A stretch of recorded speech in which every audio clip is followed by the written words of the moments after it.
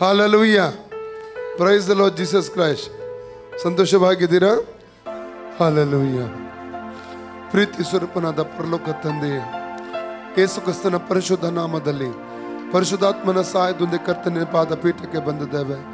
ಪುನರುದ್ಧವರ್ತಿ ನಿನ್ನ ಕರಗಳಲ್ಲಿ ನಮ್ಮನ್ನು ಒಪ್ಪಿಸಿಕೊಡ್ತಾ ಇದ್ದೇವೆ. ನಿನ್ನ ಸ್ವರ ಕೇಳುವಂತೆ ಮಾಡಿದಕ್ಕಾಗಿ ಸ್ತೋತ್ರಪ್ಪ. ಆರಾಧನೆ ಯಜ್ಞವನ್ನು ಅಂಗೀಕಾರ ಮಾಡಿದಕ್ಕ ಸ್ತೋತ್ರಪ್ಪ. ಮುಂದಿನ ಎಲ್ಲ ಸಮಯವನ್ನು ನಿನ್ನ ಹಸ್ತಕ್ಕೆ ಒಪ್ಪಿಸಿಕೊಡು. ಆತ್ಮನ ತುಂಬಿಸಿ ಬಲಪಡಿಸಿ ನಡೆಸು. ನಿರೊಬ್ಬನೇ ಮಹಿಮೆಯೊಂದು ಯೇಸುವಿನ ಹೆಸರಲ್ಲಿ ತಂದೆ, amen. Hallelujah. Thank you Jesus. Hallelujah. ನಾವು ಈ ದಿವಸ, ಕಳೆದ ದಿವಸದಲ್ಲಿ ನಾವು ಧ್ಯಾನ ಮಾಡುವಂಥದ್ದು ಪೌಲನ ಜೀವಿತದ ಕುರಿತಾಗಿ ಅಲ್ಲ, ಪೌಲನು ಯಾಕೆ ದೇವರು ಪೌಲನನ್ನು ಉಪಯೋಗಿಸಿದನೆಂಬುದಾಗಿ ಅನೇಕ ಪೌಲನ ಕುರಿತಾಗಿನ ಸಂಗತಿ ಕಲಿತಾ ಬಂದಿದ್ದೇವೆ. ಇವತ್ತು ನಾವು ಕಲೀಲಿಕ್ಕೆ ಹೋಗುವಂಥ ಸಂಗತಿ ವಿಜ್ಞಾಪನಾ ಪ್ರಾರ್ಥನೆ. ಅಲ್ಲಲ್ವಿಯ ಎಲ್ಲ ನೋಡಿ, ವಿಜ್ಞಾಪನಾ ಪ್ರಾರ್ಥನೆ. ಹಲ್ಲೆಲೂಯ. ವಿಜ್ಞಾಪನಾ ಪ್ರಾರ್ಥನೆ ಎಂದರೆ ಏನು? ಒಂದನೇದಾಗಿ, ದೇವರ ಹೃದಯದ ಭಾರವನ್ನು ನಾವು ತೆಗೆದುಕೊಂಡು ಒಡಕಿಲಲ್ಲಿ ನಿಂತು ಪ್ರಾರ್ಥಿಸುವಂಥದ್ದು. Praise God.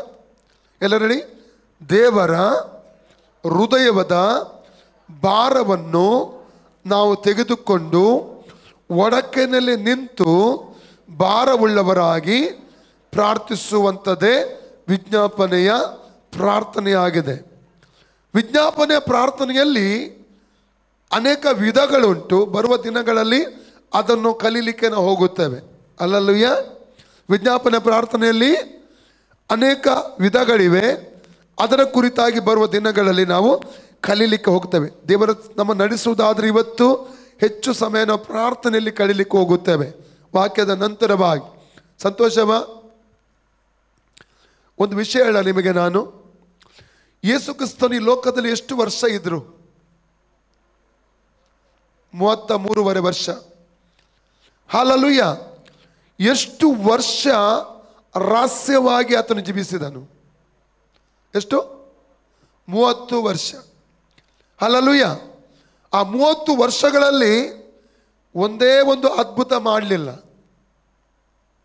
ಒಂದೇ ಒಂದು ದೆವ್ವವನ್ನು ಹೊರಗೆ ಹಾಕಲಿಲ್ಲ. ಹಲ್ಲೆಲೂಯ. ಆದರೆ ಒಂದು ತಿಳ್ಕೊಳ್ಬೇಕಾ, ಆ 30 ವರ್ಷ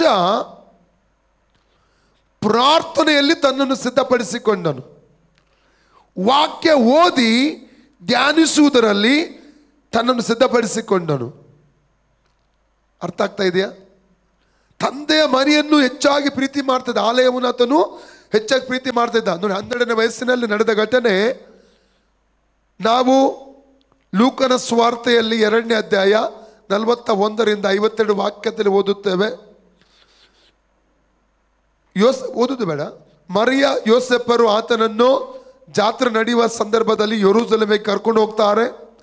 ಅಲ್ಲಿ ತಿರುಗಿ ಬರುವಾಗ ಆತನು ತಪ್ಪಿಸಿಕೊಳ್ತಾನೆ. ಕೊನೆಗೆ 3 ದಿವಸದಷ್ಟು ಪ್ರಯಾಣದಲ್ಲಿ ಹೋಗಿ ತಿರುಗಿ ಅವರು ಹೋಗ್ತಾರೆ. ಆತನು ಹುಡುಕಿಕೊಂಡು, ಆಗ ಆಲಯದಲ್ಲಿ ಬೋಧಕರ ನಡುವೆ, ಶಾಸ್ತ್ರಿಗಳ ನಡುವೆ ಕುಳಿತುಕೊಂಡು ಅವರಿಗೆ ಪ್ರಶ್ನೆಗಳನ್ನು ಹಾಕುತ್ತಾ ಇರುವಂಥದ್ದನ್ನು ಕಾಣ್ತೇವೆ ನಾವು. ವಾಕ್ಯ ಕೇಳ್ತಾ ಪ್ರಶ್ನೆಗಳನ್ನು ಮಾಡ್ತಿರುವಂಥದ್ದು. ಅಂದರೆ ಆಗಲೇ ಆತನು ವಾಕ್ಯದ ಜ್ಞಾನದಲ್ಲಿ ತುಂಬಲ್ಪಟ್ಟಿದ್ದ. ಸೇವೆ ಮಾಡಿದ ಎಷ್ಟು ವರ್ಷ ಈ ಲೋಕದಲ್ಲಿ? ಆತನು 3.5 ವರ್ಷ. ಕೊನೆಯ 3.5 ವರ್ಷ ಮಾತ್ರ. ಈ ಕೊನೆಯ 3.5 ವರ್ಷದ ಸೇವೆ ಇಡೀ ಇಸ್ರೇಲ್ ದೇಶ ಮಾತ್ರವಲ್ಲ, ಇಡೀ ಪ್ರಪಂಚವನ್ನು ಮುಟ್ಟುವಂಥದ್ದನ್ನು ಕಾಣ್ತೇವೆ. ಅಲ್ಲಲ್ಯ? ಹಾಗಾದ್ರೆ ನಮ್ಮ ಜೀವಿತದ 50 ವರ್ಷ ಮಾಡಿದ ಪ್ರಸಂಗ, ಪ್ರಾರ್ಥನೆ ಇಲ್ಲದೆ ಮಾಡಿದ ಪ್ರಸಂಗಗಳಲ್ಲಿ ನಡೆಯದಂಥ ಸೇವೆ 5 ವರ್ಷದ ಪ್ರಾರ್ಥನೆಯಿಂದ ನಡೆಯುವುದಕ್ಕೆ ಸಾಧ್ಯವಿದೆ. ಎಷ್ಟಿಗೆ ಅರ್ಥ ಇದೆ? ಅಲ್ಲಲ್ಯ? ಪ್ರಾರ್ಥನೆಯೊಂದಿಗೆ ನಾವು ಸಿದ್ಧವಾಗುವಾಗ ಸೇವೆಯು ಏನಾಗುತ್ತದೆ? ವೇಗವಾಗಿ ಅದು ಬೆಳೀತದೆ, ವೇಗವಾಗಿ ಮುಂದಕ್ಕೆ ಹೋಗುತ್ತದೆ. ಆತ್ಮನ ಕ್ರಿಯೆಗಳಲ್ಲಿ ಪ್ರಕಟ ಆಗುತ್ತದೆ, ದೆವ್ವಗಳು ಓಡಿ ಹೋಗುತ್ತದೆ, ರೋಗಿಗಳು ಸೌಖ್ಯ ಆಗುತ್ತಾರೆ. ಅಲ್ಲಲ್ವಯ್ಯ. ಅದಕ್ಕೆ ನೋಡಿ ಆ ಪುಸ್ತಕತೆ 6ನೇ ಅಧ್ಯಾಯ 3 ಮತ್ತು 4 ವಾಕ್ಯ, ಆಕ್ಟ್ಸ್ ಚಾಪ್ಟರ್ 6 3 and 4 ವಾಕ್ಯ ಓದುವಾಗ ಅಪೊಸ್ತಲರು ಒಂದು ಮಾತನ್ನು ಅವರಲ್ಲಿ ಎತ್ತಿ ಹೇಳುವಂತ ನೋಡ್ತೇವೆ. ಏನೆಂಬುದಾಗಿ, ಈ ಕೆಲಸಕ್ಕೆ 7 ಜನ ನೇಮಕ ಮಾಡೋಣ, ನಾವಾದರೂ ಪ್ರಾರ್ಥನೆ ಮತ್ತು ದೇವರ ವಾಕ್ಯದ ಉಪದೇಶ ಮಾಡುವುದರಲ್ಲಿ ಏನು ಮಾಡುವ, ಸಮಯ ಕಳೆಯುವ. ಅರ್ಥ ಆಗ್ತದೆಯಾ? ಪ್ರಾರ್ಥನೆಯ ಒಂದು ಎಷ್ಟು ಪ್ರಾಮುಖ್ಯತೆ ಎಂಬುದಾಗಿ ಅಲ್ಲಿ ನಾವು ತಿಳಿದುಕೊಳ್ಳುವುದಕ್ಕೆ ನಮಗೆ ಸಾಧ್ಯವಾಗುತ್ತದೆ ಪ್ರಿಯರೇ. ಹಲ್ಲೆಲೂಯಾ. ಯೇಸು ಕ್ರಿಸ್ತನು ಇವತ್ತು ಪ್ರೆಸೆಂಟ್ ಪರಲೋಕದಲ್ಲಿ ತಂದೆಯಾದ ದೇವರ ಬಲಗಡೆ ಕುಳಿತುಕೊಂಡು ಮಾಡುವಂಥ ಸೇವೆ ಏನಾಗಿದೆ ಗೊತ್ತುಂಟು? ಎಂಥ ಸೇವೆ ಗೊತ್ತುಂಟ? ವಿಜ್ಞಾಪನ ಪ್ರಾರ್ಥನೆಯ ಸೇವೆಯಾಗಿದೆ. ಎಂಥ ಸೇವೆ ಮಾಡ್ತಾ ಇದ್ದಾರೆ ಸ್ವಾಮಿ? ವಿಜ್ಞಾಪನ ಪ್ರಾರ್ಥನಾ ಸೇವೆ.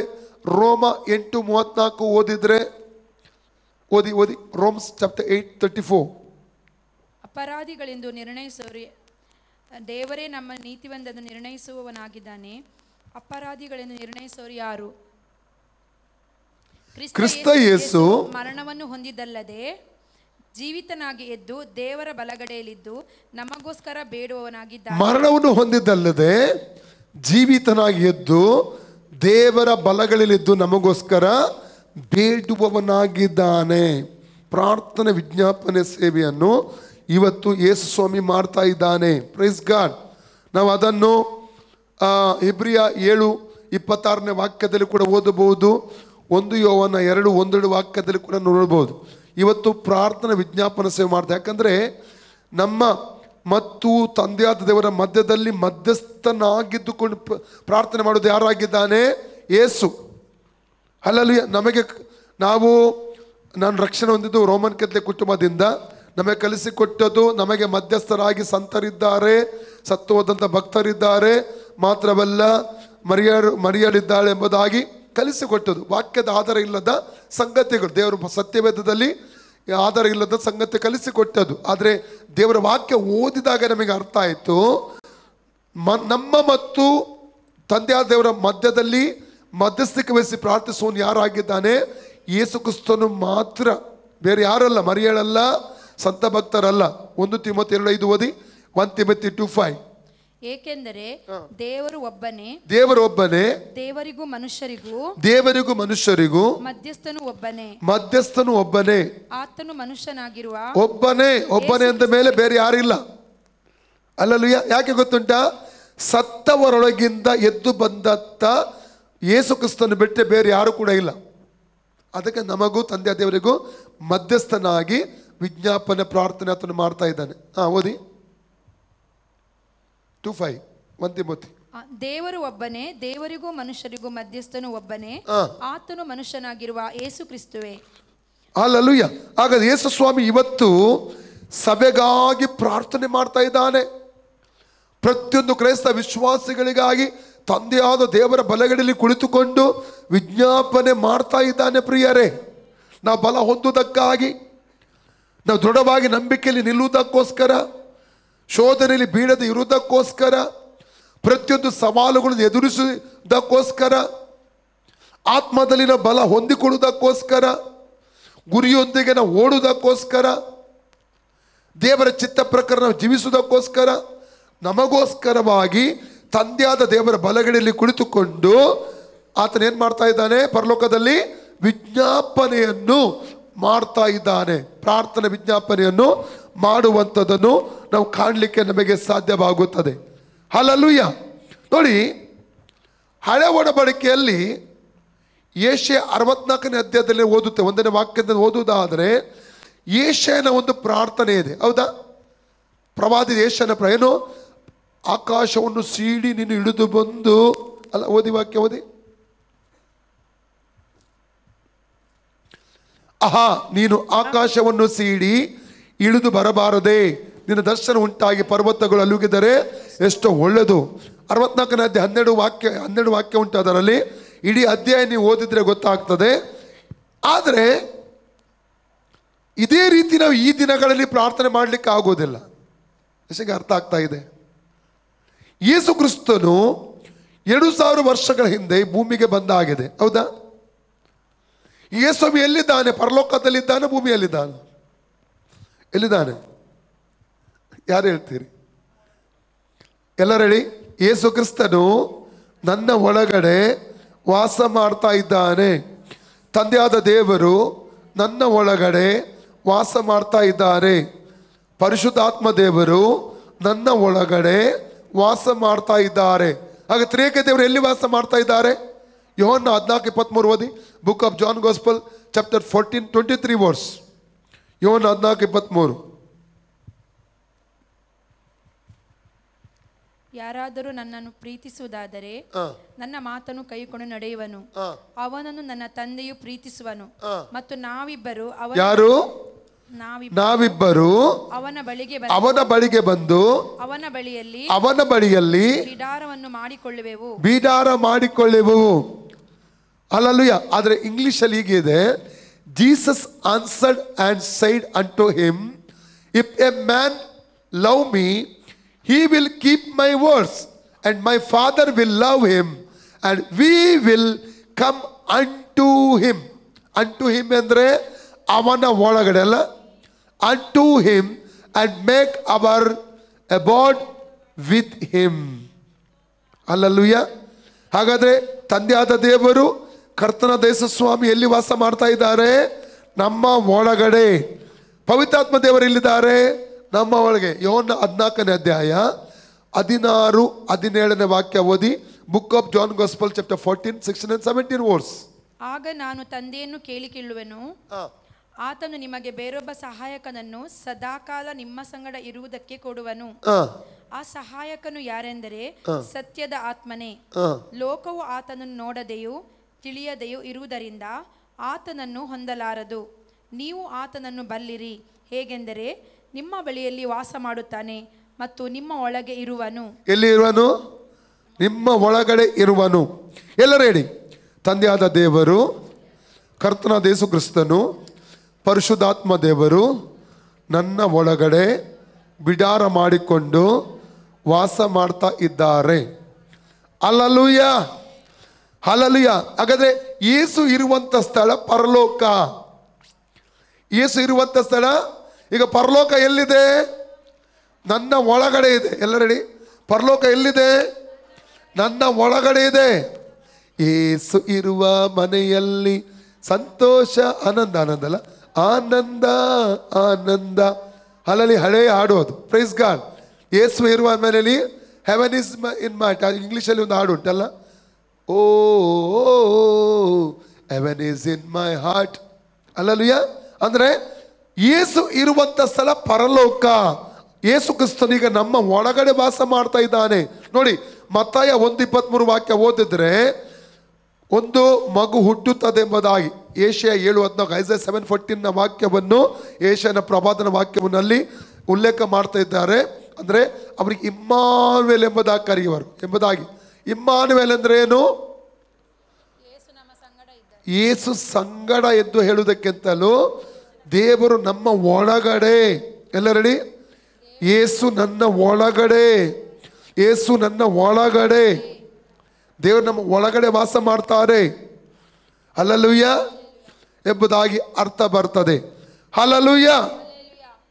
ಈಗ ನಾವು ದೇವರ ವಾಕ್ಯವನ್ನು ಸರಿಯಾಗಿ ನಾವು ವಾಕ್ಯವನ್ನು ಅರ್ಥ ಮಾಡಿಕೊಳ್ಳುವುದಾದರೆ, ನಿನ್ನೆ ದಿವಸ ನಿಮಗೆ ನಾನು ಕಲಿಸಿಕೊಟ್ಟಿದೆ ಅಧಿಕಾರ ಯಾವ ರೀತಿಯಲ್ಲಿ ಸಭೆಗೆ ದೇವರು ಕೊಟ್ಟಿದ್ದಾನೆಂಬುದಾಗಿ. Price God. ಅಂದರೆ ವಿಜ್ಞಾಪನ ಪ್ರಾರ್ಥನೆಗಳಲ್ಲಿ ಅನೇಕ ವಿಧವಾದ ವಿಜ್ಞಾಪನ ಪ್ರಾರ್ಥನೆಗಳಿವೆ. ಅದರಲ್ಲಿ ಒಂದನೇದಾಗಿದೆ ದೇವರ ವಾಕ್ಯವನ್ನು ತೆಗೆದುಕೊಂಡು ದೇವರ ವಾಕ್ಯದ ಪ್ರಕಾರವಾಗಿ ಪ್ರಾರ್ಥಿಸುವಂಥದ್ದು, ಅಥವಾ ದೇವರ ವಾಕ್ಯವನ್ನು ತೆಗೆದುಕೊಂಡು ದೇವರ ವಾಕ್ಯಕ್ಕೆ ಅನುಗುಣವಾಗಿ ಘೋಷಿಸುವಂಥದ್ದು. ಅಷ್ಟು ನನಗೆ ಅರ್ಥ ಆಗ್ತದೆ. Hallelujah, price God. ಅಂದರೆ ಸಭೆಗೆ, ಅಂದರೆ ನಮಗೆ ಕರ್ತನ ಯೇಸು ಸ್ವಾಮಿ ಅಧಿಕಾರವನ್ನು ಕೊಟ್ಟಿದ್ದಾನೆ. ಹಲ್ಲೆಲೂಯಾ. ಏನು ಕೊಟ್ಟಿದ್ದಾನೆ? ಅಧಿಕಾರ. ನೋಡಿ, ಈ ಭೂಮಿ, ಆಕಾಶ, ಪರಲೋಕ, ಪಾತಾಳಾಗಲಿ ಎಲ್ಲ ಕೂಡ ದೇವರಿಗೆ ಸಂಬಂಧಪಟ್ಟದ್ದು. ಯಾರಿಗೆ ಸಂಬಂಧಪಟ್ಟದ್ದು? ದೇವರದು. ಎಲ್ಲರಡಿ, ಭೂಮಿ, ಆಕಾಶ, ಪರಲೋಕ, ಪಾತಾಳಲೋಕ ಎಲ್ಲವೂ ಸಮಸ್ತವು ನಮ್ಮ ದೇವರಿಗೆ ಸಂಬಂಧಪಟ್ಟದ್ದು. ಯಾರು ಒಡೆಯ, ಯಜಮಾನ ಯಾರು? ಈ ಭೂಮಿಯಲ್ಲಿ ಒಂದು ಗೇಣು ಭೂಮಿಗೋಸ್ಕರ, ಬಾರ್ಡರ್ಗೋಸ್ಕರ ಈ ಪಾಗರ ಹಾಕುವಾಗ ಜಗಳಗಳು ನಡೀತದೆ, ಕೊಲೆಗಳು ಸಮೇತ ನಡೀತದೆ, ಕೋರ್ಟ್ ಕೇಸ್ಗಳು ನಡೀತದೆ. ಅವಾಗ ಅಣ್ಣ, ತಮ್ಮ, ಅಕ್ಕ, ತಂಗಿ ಯಾರು ನೋಡಲ್ಲ. ಆ ರೀತಿಯ ಸಮಸ್ಯೆಗಳು ನಡೆಯುವುದು ನೋಡ್ತೇವೆ. ಒಂದು ದಿವಸ ಇವೆಲ್ಲ ಬಿಟ್ಟು ಹೋಗುತ್ತವೆ. ಸಮಸ್ತ ಎಲ್ಲದರ ಒಡೆಯ ಯಾರಾಗಿದ್ದ, ಯಜಮಾನ ಯಾರಾಗಿದ್ದಾನೆ? ದೇವರು. ಕೆಲವೊಂದು ವಾರ್ತೆ ನಾವು ನೋಡುವ. ವಿಮೋಚನ ಕಾಂಡ 9:29. Exodus chapter 9:29. Book of Exodus chapter 9 verses 29. ನಾನು ಪಟ್ಟಣದಿಂದಾಚೆ ಹೋದ ಕೂಡಲೇ ಕೈ ಎತ್ತಿ ಯೆಹೋವನನ್ನು ಪ್ರಾರ್ಥಿಸುವೆನು. ಆಗ ಗುಡುಗು ಕಲ್ಲಿನ ಮಳೆಯು ನಿಂತು ಹೋಗುವವು. ಇದರಿಂದ ಸಮಸ್ತ ಭೂಲೋಕವು ಯೆಹೋವನ ಅಧಿಕಾರದೊಳಗೆ. ಯಾರ ಅಧಿಕಾರದೊಳಗಿದೆ? ಯೆಹೋವನ ಅಧಿಕಾರದೊಳಗಿದೆ ಎಂದು ನೀನು ತಿಳಿದುಕೊಳ್ಳು. ಎಲ್ಲರಡಿ, ಸಮಸ್ತ ಭೂಲೋಕವು, ಎಲ್ಲರಡಿ, ಸಮಸ್ತ ಭೂಲೋಕವು ಯೆಹೋವನ ಅಧಿಕಾರದ ಒಳಗಡೆ ಇದೆ. ಪುನಃ ಹೇಳಿ, ಸಮಸ್ತ ಭೂಲೋಕವು ತಂದೆಯಾದ ದೇವರ ಅಧಿಕಾರದ ಒಳಗಡೆ ಇದೆ. ಓದಿ ವಿಮೋಚನ ಕಾಂಡ 19:5. Exodus chapter 19:5 ಓದಿ. ವಿಮೋಚನ ಕಾಂಡ 19:5. ಹೀಗಿರಲಾಗಿ ನೀವು ನನ್ನ ಮಾತನ್ನು ಶ್ರದ್ಧೆಯಿಂದ ಕೇಳಿ ನಾನು ಮಾಡುವ ನಿಬಂಧನೆಯನ್ನು ಅನುಸರಿಸಿ ನಡೆದರೆ ನೀವು ಎಲ್ಲಾ ಜನಾಂಗಗಳಲ್ಲಿ ನನಗೆ ಸ್ವಕೀಯ ಜನರಾಗುವಿರಿ. ಸಮಸ್ತ ಭೂಮಿಯು ನನ್ನದಷ್ಟೇ. ಎಲ್ಲರಡಿ, ಸಮಸ್ತ ಭೂಮಿಯು ತಂದೆಯಾದ ದೇವರದ್ದು. ಸಮಸ್ತ ಭೂಮಿಯು ತಂದೆಯಾದ ದೇವರದ್ದು. ಓಕೆ, ಧರ್ಮೋಪದೇಶಗಳ 10:14. Deuteronomy 10 chapter 14 verse. ಆಲೋಚಿಸಿರಿ, ಉನ್ನತೋನ್ನತವಾದ ಆಕಾಶ ಮಂಡಲವು ಮತ್ತು ಭೂಮಿಯು ಅದರಲ್ಲಿರುವ ಎಲ್ಲವೂ ನಿಮ್ಮ ದೇವರಾದ ಯೆಹೋವನವೇ. ಆಮೆನ್. ಎಲ್ಲರಡಿ, ಉನ್ನತೋನ್ನತವಾದ ಆಕಾಶ ಮಂಡಲವು, ಅದರಲ್ಲಿರುವಂತಹ ಸೌರಮಂಡಲವು, ಅದರಲ್ಲಿರುವಂತಹ ಸಮಸ್ತ ಗ್ರಹಗಳು, ಅದರಲ್ಲಿರುವಂತಹ ಸೂರ್ಯ, ಚಂದ್ರ, ನಕ್ಷತ್ರಗಳು, ಭೂಮಿಯು, ಅದರಲ್ಲಿರುವ ಎಲ್ಲ ಗಿಡ ಮರಗಳು, ಬಳ್ಳಿಗಳು, ಪರ್ವತಗಳು, ಗುಡ್ಡಗಳು, ನದಿಗಳು, ಕೆರೆಗಳು, ಸಮುದ್ರ, ಮನುಷ್ಯರು, ಮೃಗಗಳು, ಪಕ್ಷಿಗಳು, ಕ್ರಿಮಿಗಳು, ಕೀಟಗಳು, ಹಲ್ಲೆಲೂಯಾ, ಎಲ್ಲವೂ ನನ್ನ ತಂದೆಯಾದ ದೇವರದ್ದು. Hallelujah, hallelujah. ನೆಹೆಮೀಯನ ಪುಸ್ತಕ 9:6 ವಾಕ್ಯ. Book of Nehemiah chapter 9 verse 6. Nehemiah 9:6. ನೀನೊಬ್ಬನೇ ದೇವರು, ನೀನೊಬ್ಬನೇ ದೇವರು, ನೀನು ಉನ್ನತೋನ್ನತವಾದ ಆಕಾಶವನ್ನು ಅದರ ಸೈನ್ಯವನ್ನು ಭೂಮಿಯನ್ನು ಅದರ ಮೇಲಿರುವುದನ್ನು ಸಮುದ್ರಗಳನ್ನು ಎಲ್ಲ ಜಲಚರಗಳನ್ನು ಉಂಟು ಮಾಡಿ ಸಮಸ್ತ ಪ್ರಾಣಿಗಳ ಜೀವಧಾರನಾಗಿರುತ್ತೆ. ಎಲ್ಲರೂ ಹೇಳಿ, ತಂದೆಯಾದ ದೇವರೇ, ಯೇಸುವೇ, ನೀನೊಬ್ಬನೇ ದೇವರು. ನೀನು ಉನ್ನತೋನ್ನತವಾದ ಆಕಾಶವನ್ನು ಅದರ ಸೈನ್ಯವನ್ನು ಭೂಮಿಯನ್ನು ಅದರ ಮೇಲಿರುವುದನ್ನು ಸಮುದ್ರಗಳನ್ನು ಎಲ್ಲ ಜಲಚರಗಳನ್ನು ಉಂಟು ಮಾಡಿ ಸಮಸ್ತ ಪ್ರಾಣಿಗಳಿಗೆ ಅಥವಾ ಸಮಸ್ತ ಪ್ರಾಣಗಳಿಗೆ ಜೀವಧಾರನಾಗಿರುತ್ತಿ. ಹಲ್ಲೆಲೂಯಾ. ಯೋಬ 41:11. Book of job 41:11. ಯೋಬ 41:11. ನಾನು ಸಾಲ ತೀರಿಸಬೇಕಾದರೆ ಮೊದಲು ಅದನ್ನು ನನಗೆ ಕೊಟ್ಟವರು ಯಾರು? ಮೊದಲು ನನಗೆ ಅದನ್ನು ಕೊಟ್ಟವರು ಯಾರು? ಆಕಾಶ ಇದು ಯಾರು ಹೇಳುವುದು? ದೇವರು ಹೇಳುವುದು. ಆಕಾಶ ಮಂಡಲದ ಕೆಳಗಿರುವ ಸಮಸ್ತವೂ ನನ್ನದೇ. ಸೈತಾನನಿಗೆ ಏನು ಕೂಡ ಹೇಳಲಿಕ್ಕೇನೆ ಇಲ್ಲ. ಈಗ ಎಲ್ಲವೂ ಯಾರದ್ದು? ದೇವರದ್ದು. Praise God. ಕೀರ್ತನೆ 24:1, Psalms 24:1. ಭೂಮಿಯು ಅದರಲ್ಲಿರುವ ಸಮಸ್ತವು ಯೆಹೋವನದು. ಲೋಕವು ಅದರ ನಿವಾಸಿಗಳು ಆತನವೇ. ಭೂಲೋಕವು ಅದರ ನಿವಾಸಿಗಳೆಲ್ಲರೂ ಆತನವೇ. ಎಲ್ಲರಡಿ. ಭೂಮಿಯು ಅದರಲ್ಲಿರುವ ಸಮಸ್ತವು ಯೆಹೋವನದು, ಲೋಕವು ಅದರ ನಿವಾಸಿಗಳು ಆತನವೇ. ಎಲ್ಲ ಮನುಷ್ಯರು ಉಂಟು ಮಾಡಿದ್ದನ್ನು ಆತನೇ ಆಗಿದ್ದಾನೆ. ಜಾತಿ ಧರ್ಮಗಳನ್ನು ಉಂಟು ಮಾಡಿದ್ದು ಮನುಷ್ಯ. ಧರ್ಮ ಜಾತಿಗಳು ಯಾರು ಉಂಟು ಮಾಡಿದ್ದು? ಮನುಷ್ಯ. ಎಲ್ಲ ಮನುಷ್ಯರು ಆತನಿಗೆ ಸಂಬಂಧಪಟ್ಟವರು. ನಾನು ಹೇಳ್ತಾ ಇಲ್ಲ, ದೇವರ ವಾಕ್ಯ ಹೇಳ್ತಾ ಇದೆ. ಕೀರ್ತನೆ 89:11, Psalms 89:11.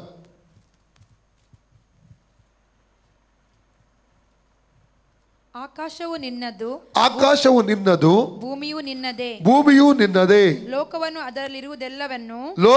ಅದರಲ್ಲಿರುವುದೆಲ್ಲವನ್ನು ನಿರ್ಮಿಸಿದವನು ನೀನು.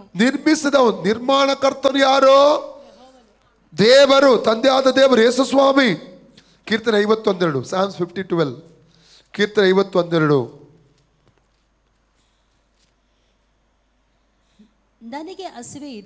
ನನಗೆ ಹಸಿವೆ ಇದ್ದರೆ ನಿಮಗೆ ತಿಳಿಸುವುದಿಲ್ಲ. ಲೋಕವು ಅದರಲ್ಲಿರುವುದೆಲ್ಲವೂ ನನ್ನದಲ್ಲವೇ. 1 ಕೊರಿಂಥ 10:26. 1 Corinthians 10:26. 1 ಕೊರಿಂಥ 10:26. ಭೂಮಿಯು ಅದರಲ್ಲಿರುವ ಸಮಸ್ತವು ಕರ್ತನದಾಗಿದೆಯಲ್ಲವೇ. ಹಾಗಾದ್ರೆ ಸಮಸ್ತ, ಭೂಮಿಯ ಸಮಸ್ತ ಎಂದರೆ ಎಕ್ಸ್ಪ್ಲೇನ್, ಬೆಟ್ಟ ಗುಡ್ಡ ಕಾಡು ಅಂತ ಬೇಡ, ಹೇಳುವ ಅವಶ್ಯಕತೆ. ಸಮಸ್ತ ಅಂದರೆ ಎಲ್ಲ ಬಂತು. ಎಲ್ಲವೂ ದೇವರಿಗೆ ಸಂಬಂಧಪಟ್ಟದ್ದು. ಅರ್ಥ ಆಯ್ತಾ? ಈಗ ಮೈಂಡಿಗೆ ಈಗ ಈ ವಾಕ್ಯಗಳು ಓದಿದ ನಂತರ ನಿಮ್ಮ ಮೈಂಡಿಗೆ ಬರಬೇಕಾದ ಸಂಗತಿ, ದೇವರು ಸೃಷ್ಟಿಕರ್ತನು, ಎಲ್ಲದನ್ನು ಸೃಷ್ಟಿ ಮಾಡಿದವನು, ಮತ್ತು ಎಲ್ಲವೂ ಕೂಡ ಭೂಮಿ ಆಗಲಿ ಆಕಾಶವಾಗಲಿ ಈ ಎಲ್ಲವೂ ದೇವರಿಗೆ ಸಂಬಂಧಪಟ್ಟದ್ದು. ಈವನ್ ಸೂರ್ಯ ಚಂದ್ರ ನಕ್ಷತ್ರ ಯಾಕೆ ಕೊಟ್ಟದ್ದು? ಮಾನವನಿಗೆ, ನಮಗಾಗಿ ಕೊಟ್ಟದ್ದು. ಇವತ್ತು ಸೈತಾನನ ಏನು ಮಾಡಿದ್ದಾನೆ? ಮನುಷ್ಯನ ಮನಸ್ಸನ್ನು ಮರಳುಗೊಳಿಸಿ ಈ ಸೂರ್ಯ ಚಂದ್ರ ನಕ್ಷತ್ರಗಳನ್ನು ಸಮೇತ ಆರಾಧಿಸುವ ಹಾಗೆ ಮಾಡ್ತಾ ಇದ್ದಾನೆ.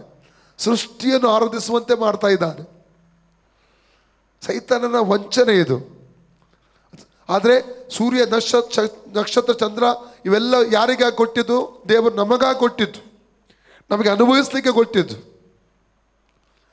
ಇವತ್ತು ಸೃಷ್ಟಿಕರ್ತನನ್ನು ಬಿಟ್ಟು ಸೃಷ್ಟಿಯನ್ನು ಆರಾಧಿಸುವಂಥ ಜನರನ್ನು ಲೋಕದಲ್ಲಿ, ಪ್ರಪಂಚದಲ್ಲಿ ನಾವು ನೋಡಲಿಕ್ಕೆ ನಮಗೆ ಸಾಧ್ಯ. ಇದು ಸೈತಾನನ ವಂಚನೆಗಳಲ್ಲಿ ಒಂದು ದೊಡ್ಡ ವಂಚನೆ ಎಂಬುದಾಗಿ ನಾವು ತಿಳಿದುಕೊಳ್ಳುವುದು ಪ್ರಾಮುಖ್ಯವಾದಂಥ ಸಂಗತಿ ಆಗಿದೆ. ಈಗ ಇನ್ನು ಮುಂದಕ್ಕೆ ನಾವು ನೋಡುವ, ಇಲ್ಲಿ ಇನ್ನೂ 2 ಸಂಗತಿ ನಾವು ನೋಡಲಿಕ್ಕೆ ಹೋಗ್ತೇವೆ. ಒಂದನೆಯದು ಈಗ ಓದುವಂಥ ವಾಕ್ಯದಲ್ಲಿ ತಿಳಿಲಿಕ್ಕೆ ಓದುವಂಥದ್ದು, ದೇವರ ಆಡಳಿತವು ಶಾಶ್ವತ. ಎಲ್ಲ ರೆಡಿ? ದೇವರ ಆಳ್ವಿಕೆ ಅಥವಾ ಆಡಳಿತವು ಶಾಶ್ವತ. ಉದಾಹರಣೆಗೆ ನಮ್ಮ ಭಾರತ ದೇಶವನ್ನೇ ತಗೊಳ್ಳುವುದಾದರೆ, ಪ್ರಧಾನಮಂತ್ರಿಯವರ ಆಡಳಿತ 5 ವರ್ಷ ಅಲ್ಲ, ರಾಷ್ಟ್ರಪತಿಗೆ 3 ವರ್ಷವಾ? 5 ರಾಷ್ಟ್ರಪತಿಯವರಿಗೆ 5 ವರ್ಷ, MP MLAಗಳಿಗೂ 5 ವರ್ಷ. ಹೌದಾ? ಒಂದು ವೇಳೆ ಹೊರ ದೇಶಗಳಲ್ಲಿ, ಗಲ್ಫ್ ರಾಷ್ಟ್ರಗಳು ನೋಡುವಾಗ ಈಗ ರಾಜರ ಆಳ್ವಿಕೆ ಅಲ್ಲಿ ಇನ್ನೂ ಕೆಲವು ದೇಶಗಳಲ್ಲಿ ಇದೆ. 30 ವರ್ಷ, 40 ವರ್ಷ, 50 ವರ್ಷ ಆಳ್ವಿಕೆ ಮಾಡ್ತಾರೆ. ಮನುಷ್ಯನ ಕುರಿತಾಗಿ ಹೇಳುವುದಾದರೆ, ಯಾವ ಮನುಷ್ಯ ಕೂಡ ಶಾಶ್ವತವಾಗಿ ಆಳ್ವಿಕೆ ಮಾಡಲಿಕ್ಕೆ ಆಗಲ್ಲ. ಅರ್ಥ ಆಯ್ತಾ? ಮನುಷ್ಯನ ಆಳ್ವಿಕೆ ಶಾಶ್ವತವಲ್ಲ, ಆ ದೇವರ ಆಳ್ವಿಕೆಯು ಶಾಶ್ವತ. ಅದು ಒಂದು ತಿಳ್ಕೊಳ್ಳಿಕ್ಕೆ ಹೋಗ್ತೇವೆ. ಒಂದು ಅದರಲ್ಲಿ. ಎರಡನೇ ಸಂಗತಿ ತಿಳ್ಕೊಳ್ಳುವಂಥದ್ದು, ಸಕಲದರ ಮೇಲೆ ನಾನು ನೀವು ಆರಾಧಿಸುವ ದೇವರು ಅಧಿಕಾರವುಳ್ಳವನು. ಈ ಲೋಕದಲ್ಲಿರುವ ರಾಜರುಗಳ ಮೇಲೆಯೂ, ಈ ಲೋಕದಲ್ಲಿರುವಂಥ ಪ್ರಧಾನಿಗಳ ಮೇಲೆಯೂ, ಈ ಲೋಕದಲ್ಲಿರುವ ರಾಷ್ಟ್ರಪತಿಗಳ ಮೇಲೆ ಸಮೇತವೂ ಅಧಿಕಾರವುಳ್ಳವನು ನಮ್ಮ ದೇವರು. ಹಲ್ಲೆಲೂಯ. ಓದಿ ದಾನಿಯೇಲನ ಪುಸ್ತಕ 4ನೇ ಅಧ್ಯಾಯ 17ನೇ ವಾಕ್ಯ. Book of Daniel chapter 4:17.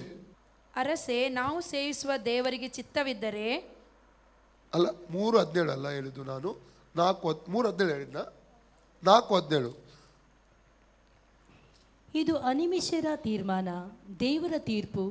ಪರಾತ್ಪರನು ಮನುಷ್ಯರ ರಾಜ್ಯದಲ್ಲಿ ರಾಜನಾಗಿ ಅದರ ಆಳ್ವಿಕೆಯನ್ನು ತನಗೆ ಬೇಕಾದವರಿಗೆ ಒಪ್ಪಿಸಿ ಕನಿಷ್ಠರನ್ನು ಅದರ ಮೇಲೆ ನೇಮಿಸುತ್ತಾನೆಂಬುದು ಜೀವಂತರಿಗೆ ತಿಳಿದು ಬರಬೇಕೆಂಬುದೇ ಈ ತೀರ್ಮಾನ. ಪರಾತ್ಪರನು ಮನುಷ್ಯರ ರಾಜ್ಯದಲ್ಲಿ ರಾಜನಾಗಿ, ಮನುಷ್ಯರ ರಾಜ್ಯದಲ್ಲಿ ರಾಜನಾಗಿ ಅದರ ಆಳ್ವಿಕೆಯನ್ನು, ಅದರ ಆಡಳಿತವನ್ನು ತನಗೆ ಬೇಕಾದವರಿಗೆ ಒಪ್ಪಿಸಿ ಕನಿಷ್ಠರನ್ನು ಅದರ ಮೇಲೆ ನೇಮಿಸುತ್ತಾನೆಂಬುದು ಜೀವಂತರಿಗೆ ತಿಳಿದು ಬರಬೇಕೆಂಬುದೇ ಈ ತೀರ್ಮಾನ.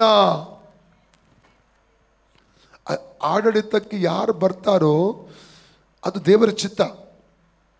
ಅಷ್ಟೇ ಅರ್ಥ ಆಗ್ತಾ ಇದೆ. ಅದು ಇವತ್ತು ಆ ಅಧಿಕಾರವನ್ನು ದೇವರು ಸಭೆಗೆ ಕೊಟ್ಟಿದ್ದಾನೆ. ನಮ್ಮ ರಾಜ್ಯವನ್ನು ಯಾರು ಆಳ್ವಿಕೆ ಮಾಡಬೇಕು, ನಮ್ಮ ದೇಶದ ಆಳ್ವಿಕೆ ಯಾರು ಮಾಡಬೇಕು, ತೀರ್ಮಾನ ಮಾಡುವುದು ಯಾರು? ಸಭೆ.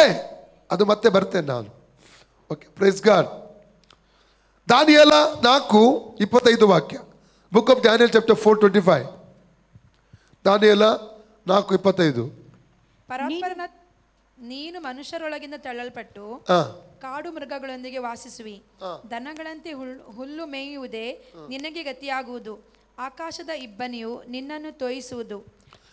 ಪರಾತ್ಪರನು ಮನುಷ್ಯರ ರಾಜ್ಯದಲ್ಲಿ ರಾಜನಾಗಿ ಅದನ್ನು ತನಗೆ ಬೇಕಾದವರಿಗೆ ಒಪ್ಪಿಸುತ್ತಾನೆ ಎಂಬುದು ನಿನಗೆ ತಿಳಿದು ಬರುವುದರೊಳಗೆ 7 ವರ್ಷ ನಿನಗೆ ಹೀಗೆ ಕಳೆಯುವುದು. ಪರಾತ್ಪರನು ಮನುಷ್ಯರ ರಾಜ್ಯದಲ್ಲಿ ರಾಜನಾಗಿ ತನಗೆ ಬೇಕಾದವರಿಗೆ ಆಳ್ವಿಕೆ ಒಪ್ಪಿಸುತ್ತಾನೆ. ಅಲ್ಲಲೇ ಎಲ್ಲರಡಿ, ನನ್ನ ದೇವರ ಅಧಿಕಾರ ಸುಪ್ರೀಂ, ಎಲ್ಲಕ್ಕಿಂತಲೂ ಮೇಲಿರುವ ಅಧಿಕಾರ. ಅದರ ಮೇಲೆ ಒಂದು ಅಧಿಕಾರನೇ ಇಲ್ಲ, ಸರ್ವಾಧಿಕಾರ. ಎಲ್ಲರಿ, ನಾನು ಆರಾಧಿಸುವ ದೇವರು ಸರ್ವಾಧಿಕಾರಿ. ನಾನು ಆರಾಧಿಸುವ ದೇವರು ಸರ್ವಾಧಿಕಾರಿ. Okay, Daniel 5:21. ದಾನಿಯೇಲ 5:21. ಡ್ಯಾನಿಯಲ್ 5:21. ಅವನು ನರಜಾತಿಯವರೊಳಗಿಂದ ನೂಕಲ್ಪಟ್ಟನು, ಅವನ ಬುದ್ಧಿಯು ಮೃಗ ಬುದ್ಧಿಯಂತಾಯಿತು. ಕಾಡು ಕತ್ತೆಯೊಳಗಿಂದ ವಾಸಿಸಿದನು. ಪರಾತ್ಪರನಾದ ದೇವರು ಮನುಷ್ಯರ ರಾಜ್ಯದಲ್ಲಿ ರಾಜನಾಗಿ ಪರಾತ್ಪರನಾದ ದೇವರು ಮನುಷ್ಯರ ರಾಜ್ಯದಲ್ಲಿ ರಾಜನಾಗಿ, ಯಾರಾಗಿ? ಮನುಷ್ಯರ ರಾಜ್ಯದಲ್ಲಿ ರಾಜನಾಗಿ. ಅಂದ್ರೆ ಇವರೆಲ್ಲರ ಮೇಲೆ ಆತನು ಸುಪ್ರೀಂ ರಾಜನಾಗಿ ಅವರ ಮೇಲೆ ತನಗೆ ಬೇಕಾದವರನ್ನು ನೇಮಿಸುತ್ತಾನೆ ಎಂಬುದು ಅವನಿಗೆ ತಿಳಿದು ಬರುವ. ಹಾಗಾದ್ರೆ ತಿಳ್ಕೋಬೇಕು, ಸಭೆಗೆ ಅಧಿಕಾರ ಇದೆ.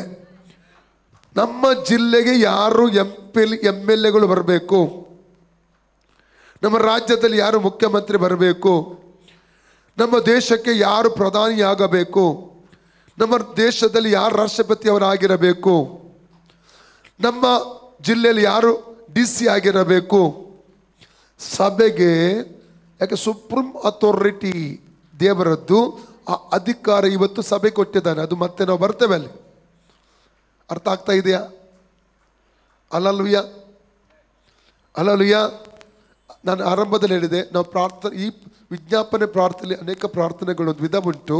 ಆದರೆ ಒಂದು ದೇವರ ವಾಕ್ಯ ತೆಗೆದುಕೊಂಡು ವಾಕ್ಯದ ಪ್ರಕಾರವಾಗಿ ಪ್ರಾರ್ಥಿಸುವಂಥದ್ದು. ಅರ್ಥ ಆಯ್ತಾ? ಕೆಲವು ಪ್ರಾರ್ಥನೆಯು ಭಿಕ್ಷುಕರ ಪ್ರಾರ್ಥನೆ, ಅವರು ಸಾಯುವವರೆಗೂ ಭಿಕ್ಷೆಯ ಪ್ರಾರ್ಥನೆ ಮಾಡ್ತಾ ಇರ್ತಾರೆ. ಹಾಗೆ ಅಲ್ಲ, ಮಾಡಿದ್ದೇ ಪ್ರಾರ್ಥನೆ, ಹೇಳಿದ್ದೇ ಮಾತುಗಳು. ಹಲ್ಲೆಲೂಯಾ. ನಮ್ಮ ಪ್ರಾರ್ಥನಾ ಶೈಲಿಗಳು ಬದಲಾಗಬೇಕು. ಬದಲು ಕೈ ಕೊಟ್ಟು ಹೇಳಿ, ನಿನ್ನ ಪ್ರಾರ್ಥನಾ ಶೈಲಿ ಬದಲಾಗಬೇಕು, ನಿನ್ನ ಪ್ರಾರ್ಥನಾ ವಿಧಾನ ಬದಲಾಗಬೇಕು. Hallelujah, praise God. ಓಕೆ, ದಾನಿಯೇಲನ ಪುಸ್ತಕ 4ನೇ ಅಧ್ಯಾಯ 32 ವಾಕ್ಯ. Book of Daniel 4:32. ದಾನಿಯೇಲ 4:32. ನೀನು ಮನುಷ್ಯರೊಳಗಿಂದ ತಳ್ಳಲ್ಪಟ್ಟು ನೀನು ಮನುಷ್ಯ ಕಾಡು ಮೃಗಗಳೊಂದಿಗೆ ವಾಸಿಸುವಿ, ದನಗಳಂತೆ ಹುಲ್ಲು ಮೇಯುವುದೇ ನಿನಗೆ ಗತಿಯಾಗುವುದು. ಪರಾತ್ಪರನು ಮನುಷ್ಯರ ರಾಜ್ಯದಲ್ಲಿ ರಾಜನಾಗಿ ಅದನ್ನು ತನಗೆ ಬೇಕಾದವರಿಗೆ ಒಪ್ಪಿಸುತ್ತಾನೆ ಎಂಬುದು ನಿನ್ನ ತಿಳುವಳಿಕೆಗೆ ಬರುವುದರೊಳಗೆ 7 ವರ್ಷ ನಿನಗೆ ಹೀಗೆ ಕಳೆಯುವುದು. ಅಲ್ಲಲ್ಲಿ ಎಷ್ಟು ಜನಕ್ಕೆ ಅರ್ಥ ಆಗ್ತಾ ಇದೆ ಇದು? ನಮ್ಮ ದೇವರು ಸರ್ವಾಧಿಕಾರಿ. ಯಾರಿಗೆ ಬೇಕು ತನಗೆ ಬೇಕಾದವರಿಗೆ ಅವನೇನು ಮಾಡ್ತಾನೆ? ಅಧಿಕಾರ ಕೊಡುತ್ತಾನೆ.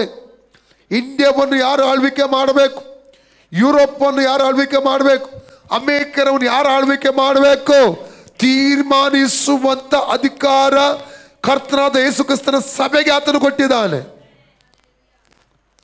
ಅರ್ಥ ಆಗ್ತಾ ಇದೆಯಾ? ಅಲ್ಲಲ್ಲೂಯ.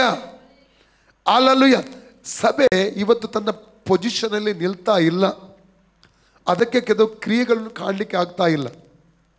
ಸಭೆ ತನ್ನ ಪೊಸಿಷನ್ ಅಲ್ಲಿ ನಿಂತರೆ ಸೈತಾನ ಲೋಕವು ನಡುಗಲಿಕ್ಕೆ ಪ್ರಾರಂಭ ಆಗ್ತದೆ. ಅಲ್ಲಲ್ಲೂಯ. ದೇವರು ಇದನ್ನೇ ಬಯಸುವುದು, ಸಭೆ ಆಕ್ಟಿವ್ ಆಗಬೇಕಂತ ದೇವರು ಬಯಸ್ತಾ ಇದ್ದಾರೆ. ಆಕ್ಟಿವ್ ಆಗಬೇಕು, ಆಕ್ಟಿವ್ ಆಗಿ ಫಂಕ್ಷನ್ ಆಗಬೇಕು. ಇವತ್ತು ಆಕ್ಟಿವ್ ಆಗ್ತಾ ಇಲ್ಲ, ಸಭೆ ಆಕ್ಟಿವ್ ಇಲ್ಲ. ಹಲ್ಲೆಲೂಯ. ಅದಕ್ಕೆ ಏಷ್ಯ 61 ಏನು ಹೇಳ್ತದೆ? 7 ಪ್ರಕಾಶಿಸು, ನಿನಗೆ ಬೆಳಕು ಬಂತು.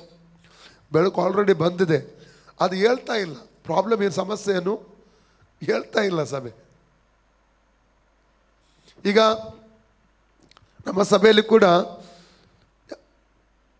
ಪ್ರೇಯರ್ ಮಾಡಿ ಝೂಮ್ ಮೀಟಿಂಗ್ ಪ್ರೇಯರ್ಗೆ ಬನ್ನಿ, ರಾತ್ರಿ ಪ್ರೇಯರ್ಗೆ ಬನ್ನಿ ಅಂತ ಯಾವಾಗ ಹೇಳ್ತೇನೆ, ಅವತ್ತೊಂದು ದಿವಸ ಭಾರಿ ಆಕ್ಟಿವ್ ಆಗಿ ಕೆಲವರು ಬರ್ತಾರೆ. ಅದು 1-2 ದಿವಸ, ಅದು ಹೇಳಿದ ನಂತರ 2 ದಿವಸ, 3ನೇ ದಿವಸ ಇದು ಯಥಾ ಪ್ರಕಾರ ಯಾರು ಇರುವುದಿಲ್ಲ. ಎಷ್ಟೇ ಅರ್ಥ ಆಗ್ತಾ ಇದೆ ಅಂದರೆ ನಾವು ಎಷ್ಟು ಗಂಭೀರವಾಗಿ ಪ್ರಾರ್ಥನೆ ಎಂಬಂಥ ವಿಷಯ ತಗೊಳ್ತೇವೆ ಎಂಬುದಾಗಿ ಹೇಳಲಿಕ್ಕೆ ಇಷ್ಟಪಡ್ತಾ ಇದ್ದೇನೆ. ಅರ್ಥ ಆಯ್ತಾ? ಸೈತನಿಗೆ ಎದೆ ಬೇಕು, ನಾವು ಮಲಗಬೇಕು, ನಿದ್ರೆ ಮಾಡಬೇಕು. ಎಫೆಸ್ 5:14 ಓದಿ. ಎಫೆಸ್ 5:14.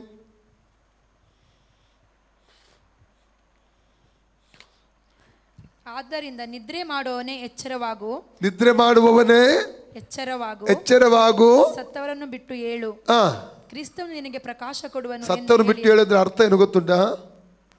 ಅಲ್ಲಲ್ಲಿಯ ಇನ್ನೂ ಸಭೆಗಳಲ್ಲಿ ಆತ್ಮದಲ್ಲಿ ಸತ್ತವರಿದ್ದಾರೆ.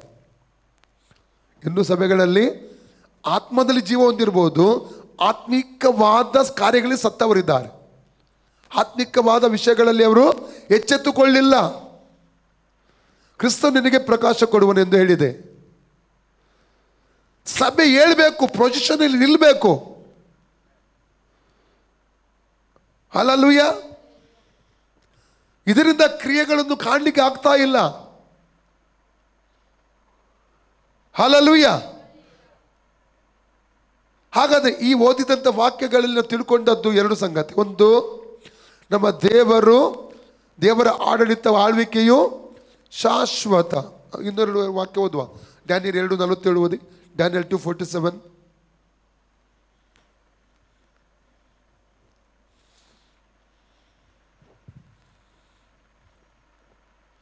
ಅವನ ಮಾತಿಗೆ ಪ್ರತ್ಯುತ್ತರವಾಗಿ, ನೀನು ಈ ರಹಸ್ಯವನ್ನು ಬಯಲಿಗೆ ತರಲು ಸಮರ್ಥನಾದ ಕಾರಣ ನಿಮ್ಮ ದೇವರು ದೇವಾದಿದೇವನು ರಾಜರ ಒಡೆಯನು ರಹಸ್ಯಗಳನ್ನು ವ್ಯಕ್ತಗೊಳಿಸುವನು. ನಿನ್ನೆ ದಿವಸ ಈ ವಾಕ್ಯ ಓದಿದ್ದೇವಲ್ಲ, ಡ್ಯಾನಿಯಲ್ 6:24, 25, 26 ಓದಿ. ಡ್ಯಾನಿಯಲ್ 6:24, 25, 26. ಅನಂತರ ರಾಜನು ಆಜ್ಞಾಪಿಸಲು ದಾನಿಯೇಲನ ಮೇಲೆ ದೂರು ಹೊರಿಸುವವರನ್ನು ತಂದು ಅವರನ್ನು ಅವರ ಹೆಂಡತಿ ಮಕ್ಕಳನ್ನು ಸಿಂಹಗಳ ಗವಿಯಲ್ಲಿ ಹಾಕಿಬಿಟ್ಟರು. ಅವರು ಗವಿಯ ಅಡಿಯನ್ನು ಮುಟ್ಟುವುದರ ಒಳಗೆ ಸಿಂಹಗಳು ಅವರ ಮೇಲೆ ಹಾರಿ ಅವರ ಎಲ್ಲ ಎಲುಬುಗಳನ್ನು ಚೂರು ಚೂರು ಮಾಡಿದವು. ಆಗ ರಾಜನಾದ ದರ್ಯಾವೇಶನು ಲೋಕದಲ್ಲೆಲ್ಲ ವಾಸಿಸುವ ಸಕಲ ಜನಾಂಗ ಕುಲ ಭಾಷೆಗಳವರಿಗೆ ಈ ಪ್ರಸಿದ್ಧ ಪತ್ರವನ್ನು ಬರೆಯಿಸಿದವನು, ನಿಮಗೆ ಸುಖವು ಹೆಚ್ಚೆಚ್ಚಾಗಲಿ. ನಾನಾಳುವ ರಾಜ್ಯದವರೆಲ್ಲರೂ ದಾನಿಯೇಲನ ದೇವರಿಗೆ ಭಯಭಕ್ತಿಯಿಂದ ನಡೆದುಕೊಳ್ಳಬೇಕೆಂದು ಆಜ್ಞಾಪಿಸುತ್ತೇನೆ. ಆತನೇ ಜೀವ ಸ್ವರೂಪನಾದ ಸನಾತನ ದೇವರು. ಸನಾತನ ದೇವರು. ಆತನ ರಾಜ್ಯವು ಎಂದಿಗೂ ಅಳಿಯದು. ಎಲ್ಲರಡಿ, ಆತನ ರಾಜ್ಯವು, ಆತನ ಆಳ್ವಿಕೆಯು, ಆತನ ಆಡಳಿತವು ಎಂದಿಗೂ ಅಳಿಯದು. ಆತನ ಆಳ್ವಿಕೆಯು ಶಾಶ್ವತವಾಗಿರುವುದು. For ever, eternal. ಆತನ ಆಳ್ವಿಕೆ ಇಟರ್ನಲ್, ಫಾರ್ ಎವರ್. 100 ಕೋಟಿ ಅಂತ ಹೇಳ್ತೀರಾ? 100 ಕೋಟಿ ವರ್ಷವ? 1000 ಕೋಟಿ ವರ್ಷವ? ಇಲ್ಲ, ವರ್ಷ ಲೆಕ್ಕ ಇಲ್ಲ. ಫಾರ್ ಎವರ್, ಎಂದೆಂದಿಗೂ ಆತನ ಆಳ್ವಿಕೆ ಇರುವಂಥದ್ದು.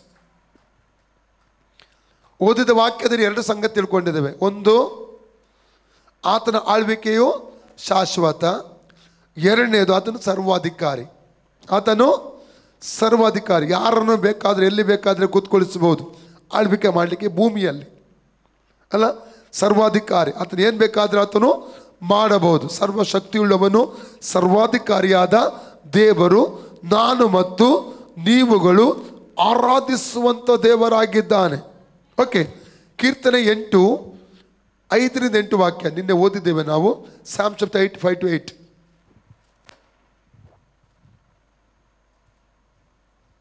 ಅವನನ್ನು ದೂತರಿಗಿಂತ ಸ್ವಲ್ಪವೇ ಕಡಿಮೆಯಾಗಿ ಆಕ್ಚುಲಿ ಮಾಡಿದೆಯಲ್ಲ. ನಿನ್ನೆ ಹೇಳಿದೆ ನಾನು, ದೇವದೂತರಿಗಿಂತ ಎಂಬುದಾಗಿ ಹೇಳುವಂತಹ ಪದದಲ್ಲಿ ಅಲ್ಲಿ ಮೂಲ ಭಾಷೆಯಲ್ಲಿ ಎಲೋಹಿಮ್ ಎಂಬುದಾಗಿ ಬರೆಯಲ್ಪಟ್ಟು, ಎಲೋಹಿಮ್ ಅಂದರೆ ದೇವರಿಗಿಂತ ಸ್ವಲ್ಪ ಕಡಿಮೆಯಾಗಿ, ದೇವದೂತರಿಗಿಂತ ಸ್ವಲ್ಪ ಮೇಲೆ. ಆಕ್ಚುಲಿ ಓದಿ. ಪ್ರಭಾವವನ್ನು ಮಾನವನ್ನು ಅವನಿಗೆ ಕಿರೀಟವಾಗಿ ಇಟ್ಟಿ, ನೀನು ಸೃಷ್ಟಿಸಿದ ಎಲ್ಲಾ ವಸ್ತುಗಳ ಮೇಲೆ ಪ್ರಭುತ್ವವನ್ನು ಅವನಿಗೆ ನೀನು ಸೃಷ್ಟಿಸಿದ ಎಲ್ಲ ವಸ್ತುಗಳ ಮೇಲೆ ಪ್ರಭುತ್ವವನ್ನು ಅವನಿಗೆ ಅನುಗ್ರಹಿಸಿದಿ. ನೀನು ಎಲ್ಲಾ ಕುರಿದನಗಳನ್ನು ಮಾತ್ರವೇ ಅಲ್ಲದೆ ಕಾಡು ಮೃಗಗಳು, ಆಕಾಶದ ಪಕ್ಷಿಗಳು, ಸಮುದ್ರದ ಮೀನುಗಳು, ಅದರಲ್ಲಿ ಸಂಚರಿಸುವ ಸಕಲ ವಿಧವಾದ ಜೀವ ಜಂತುಗಳು ಇವೆಲ್ಲವನ್ನು ಅವನಿಗೆ ಅಧೀನ ಮಾಡಿದೆಯಲ್ಲವೇ. ನಮ್ಮ ಸಾಕು 8. ಹಾಗಾದ್ರೆ ಭೂಮಿ ಮತ್ತು ಅದರಲ್ಲಿ ಎಲ್ಲದರ ಮೇಲೆ ಯಾರಿಗೆ ಅಧಿಕಾರ ಕೊಟ್ಟ? ಮಾನವನಿಗೆ ದೇವರು ಅಧಿಕಾರವನ್ನು ಕೊಟ್ಟ. ಅದಕ್ಕೆ ನೋಡಿ 115 ಕೀರ್ತನೆ 16ನೇ ವಾಕ್ಯ ಓದಿ. Psalms 115 verse 16 ಅಲ್ಲಿ ಹೇಳ್ತದೆ, ಪರಲೋಕವು ದೇವರದ್ದು, ಭೂಮಿಯನ್ನು ನರಸಂತಾನದವರೆಗೆ ಕೊಟ್ಟಿದ್ದಾನೆ. ಓದಿ. ಪರಲೋಕವು ಯೆಹೋವನದು, ಭೂಲೋಕವನ್ನು ನರಸಂತಾನಕ್ಕೆ ಕೊಟ್ಟಿದ್ದಾನೆ. ಭೂಲೋಕವನ್ನು ಯಾರಿಗೆ ಕೊಟ್ಟಿದ್ದಾನೆ? ನರಸಂತಾನಕ್ಕೆ ಆತನು ಕೊಟ್ಟಿದ್ದಾನೆ ಎಂಬುದಾಗಿ ನಾವು ವಾಕ್ಯದಲ್ಲಿ ನಾವು ನೋಡುತ್ತೇವೆ. ಇವತ್ತು ನಾವು ನೋಡ್ತೇವೆ, ಸೈತಾನನು ಬೆಟ್ಟಗಳನ್ನು ಅಧೀನಪಡಿಸಿದ್ದಾನೆ, ನದಿಗಳನ್ನು ಅಧೀನಪಡಿಸಿದ್ದಾನೆ. ಒಪ್ತೀರಾ?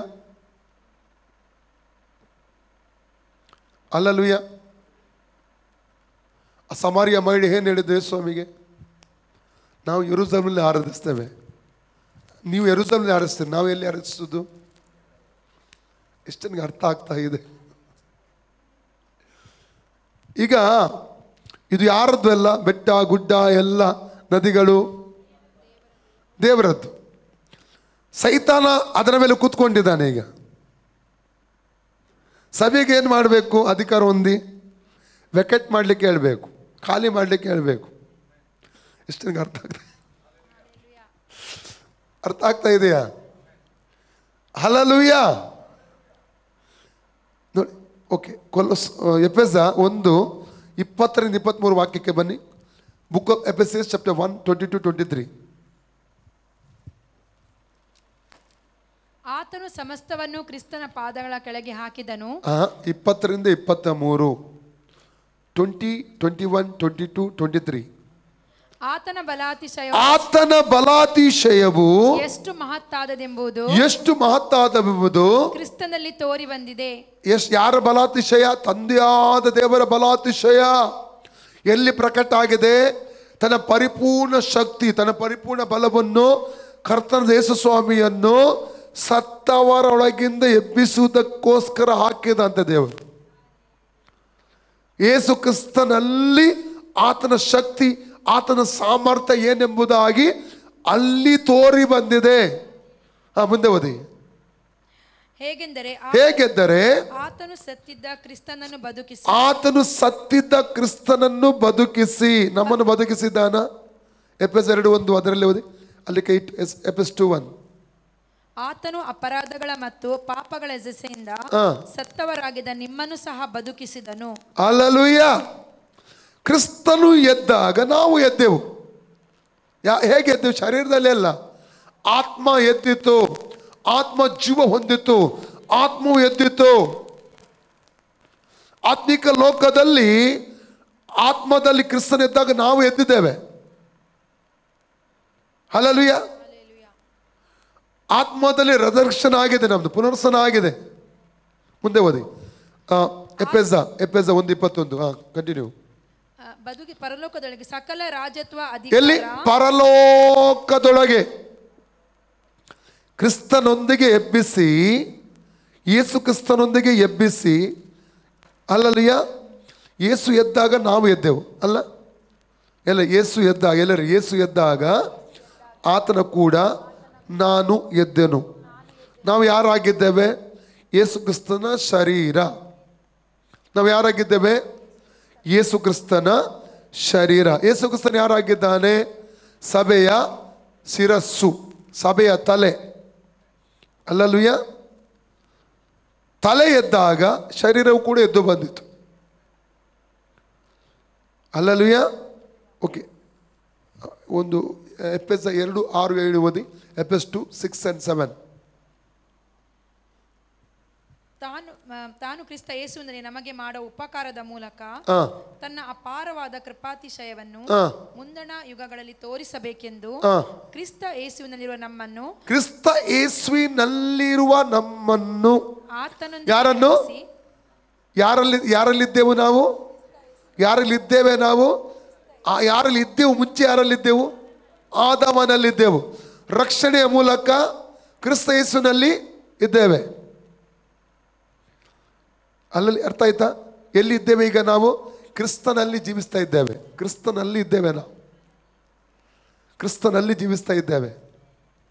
ಅಲ್ಲಲ್ಲಿ ಕ್ರಿಸ್ತನ ಒಂದು ವಾಕ್ಯ ಓದಿ. ಅಪೊಸ್ತಲತೆ 17:25-26. Acts 17:25-26.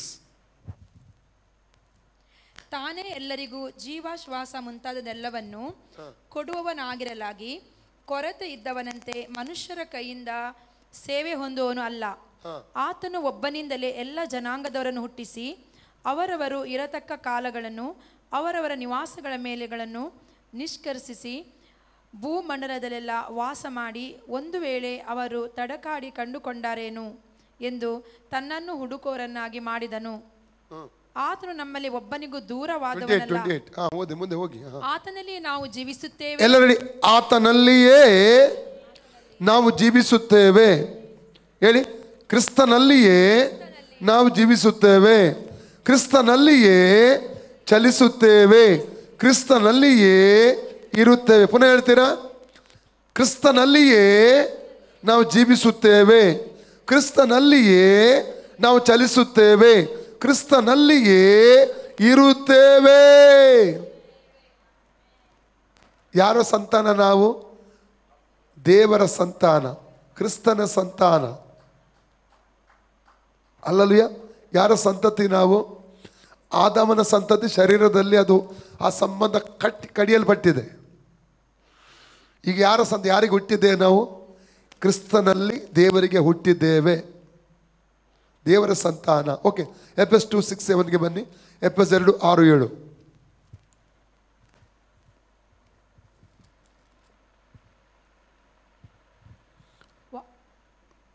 ಬದುಕಿಸಿದಲ್ಲದೆ ತಾನು ಕ್ರಿಸ್ತ ಯೇಸುವಿನಲ್ಲಿ ನಮಗೆ ಮಾಡುವ ಉಪಕಾರದ ಮೂಲಕ ತನ್ನ ಅಪಾರವಾದ ಕೃಪಾತಿಶಯವನ್ನು ಮುಂದಣ ಯುಗಗಳಲ್ಲಿ ತೋರಿಸಬೇಕೆಂದು ಕ್ರಿಸ್ತ ಯೇಸುವಿನಲ್ಲಿರುವ ನಮ್ಮನ್ನು ಆತನೊಂದಿಗೆ ಎಬ್ಬಿಸಿ, ಕ್ರಿಸ್ತ ಯೇಸುವಿನಲ್ಲಿರುವ ನಮ್ಮನ್ನು ಆತನೊಂದಿಗೆ ಎಬ್ಬಿಸಿ ಪರಲೋಕದಲ್ಲಿ ಆತನೊಂದಿಗೆ ಕೂಡಿಸಿದ್ದಾನೆ. ಇನ್ನೊಂದು ಹೇಳ್ಬೇಕಾ? ಕ್ರಿಸ್ತನಲ್ಲಿ ನಾವು ಇದ್ದದ್ದು ರಕ್ಷಣೆ ಹೊಂದಿದ ಸಮಯದಲ್ಲಿ ಮಾತ್ರವಾ? ಭೂಮಿಗೆ ಅಸ್ಥಿವಾರ ಹಾಕಕ್ಕೆ ಮುಂಚೆನೆ ಕ್ರಿಸ್ತನಲ್ಲಿದ್ದೆವು ನಾವು. ಯಾರೆಲ್ಲ ರಕ್ಷಣೆ ಹೊಂದಿದ್ದಾರೆ ನೋಡಿ, ಈಗ ಇನ್ನೂ ರಕ್ಷಣೆ ಹೊಂದಲಿಕ್ಕೆ ಯಾರಿದ್ದಾರೆ ನೋಡ.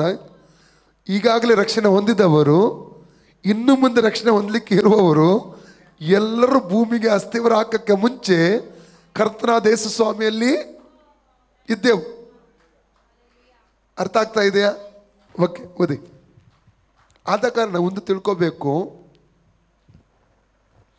ಇವತ್ತು ರಕ್ಷಣೆ ಎಂಬುವಂಥದ್ದು ಒಂದು ಅಪಾಯಿಂಟ್ಮೆಂಟ್. ರಕ್ಷಣೆ ಎಂಬುವಂತಾಗಿರುವಂಥದ್ದು ಅಪಾಯಿಂಟ್ಮೆಂಟ್, ನೇಮಕ. ದೇವರು ಆಲ್ರೆಡಿ ಮಾಡಿದ್ದಾನೆ. ಪ್ರದೀಪ್ ಶೆಟ್ಟಿ ಅವರು ರಕ್ಷಣೆ ಹೊಂದಬೇಕಂತ ದೇವರು ಆಲ್ರೆಡಿ ನೇಮಕ ಮಾಡಿದ್ದ. ವಿಠಲ್ರವ್ರು ರಕ್ಷಣೆ ಹೊಂದಬೇಕಂತ ದೇವರು ಆಲ್ರೆಡಿ ಭೂಮಿಗೆ ಅಸ್ಥಿವಾರಕ್ಕೆ ಮುಂಚೆ ನೇಮಕ ಮಾಡಿದ್ದ. ಪ್ರಸಾದ್ ಅವರು ರಕ್ಷಣೆ ಹೊಂದಬೇಕಂತ ದೇವರು ಆಲ್ರೆಡಿ ನೇಮಕ ಮಾಡಿ. ಲೀಲಕ್ಕನವರು ರಕ್ಷಣೆ ಹೊಂದಬೇಕಂತ ಆಲ್ರೆಡಿ ದೇವರು ಭೂಮಿಗೆ ಅಸ್ಥಿವಾರ ಹಾಕಕ್ಕೆ ಮುಂಚೆನೂ ತೀರ್ಮಾನ ಮಾಡಿದ, ನೇಮಕ ಮಾಡಿದ. ಗೊತ್ತಾ? ಇವತ್ತು ಯೋಹನ್ನ 3:16 ಏನು ಹೇಳ್ತದೆ? ಕೆಲವೊಬ್ಬರಿಗೆ ಗಲಿಬಿಲಿ ಆಗುವ, ದೇವರು ಈ ಲೋಕದ ಎಷ್ಟೋ ಪ್ರೀತಿಯನ್ನಿರ್ತಾನೆ, ಒಬ್ಬನೇ ಮಗನ ಲೋಕ ಕಳಿಸಿಕೊಟ್ಟನು, ಆತನ ನಂಬು ಯಾರು ನಾಶವಾಗಿದೆ ನಿತ್ಯ ಜೀವ ಹೊಂದಬೇಕು. ವಾಕ್ಯ ಇದೆ ಅಲ್ಲ? ಆದರೂ ಸ್ವಾರ್ಥನ ಎಲ್ಲರೂ ಕೇಳ್ತಾರೆ. ರಕ್ಷಣೆ ಯಾರು ಹೊಂದೋದು ಗೊತ್ತುಂಟಾ? ಭೂಮಿಗೆ ಅಸ್ಥಿವಾರ ಹಾಕಕ್ಕೆ ಮುಂಚೆ ಯಾರ ಹೆಸರು ಜೀವಿತರ ಪುಸ್ತಕದಲ್ಲಿ ಬರೆಯಲ್ಪಟ್ಟಿದೆ ನೋಡಿ, ಯಾರು ನಿತ್ಯ ಜೀವಕ್ಕಾಗಿ ನೇಮಕ ಮಾಡಲ್ಪಟ್ಟಿದ್ದಾರಲ್ಲ, ಅವರು ಮಾತ್ರ ರಕ್ಷಣೆ ಹೊಂದೋದು. ನಾವೆಷ್ಟು ಭಾಗ್ಯಶಾಲಿಗಳಲ್ಲ. ಅಪೊಸ್ತಲಗತಿ 13:49 ವಾಕ್ಯ ಓದಿ. ಆಕ್ಟ್ಸ್ 13:49.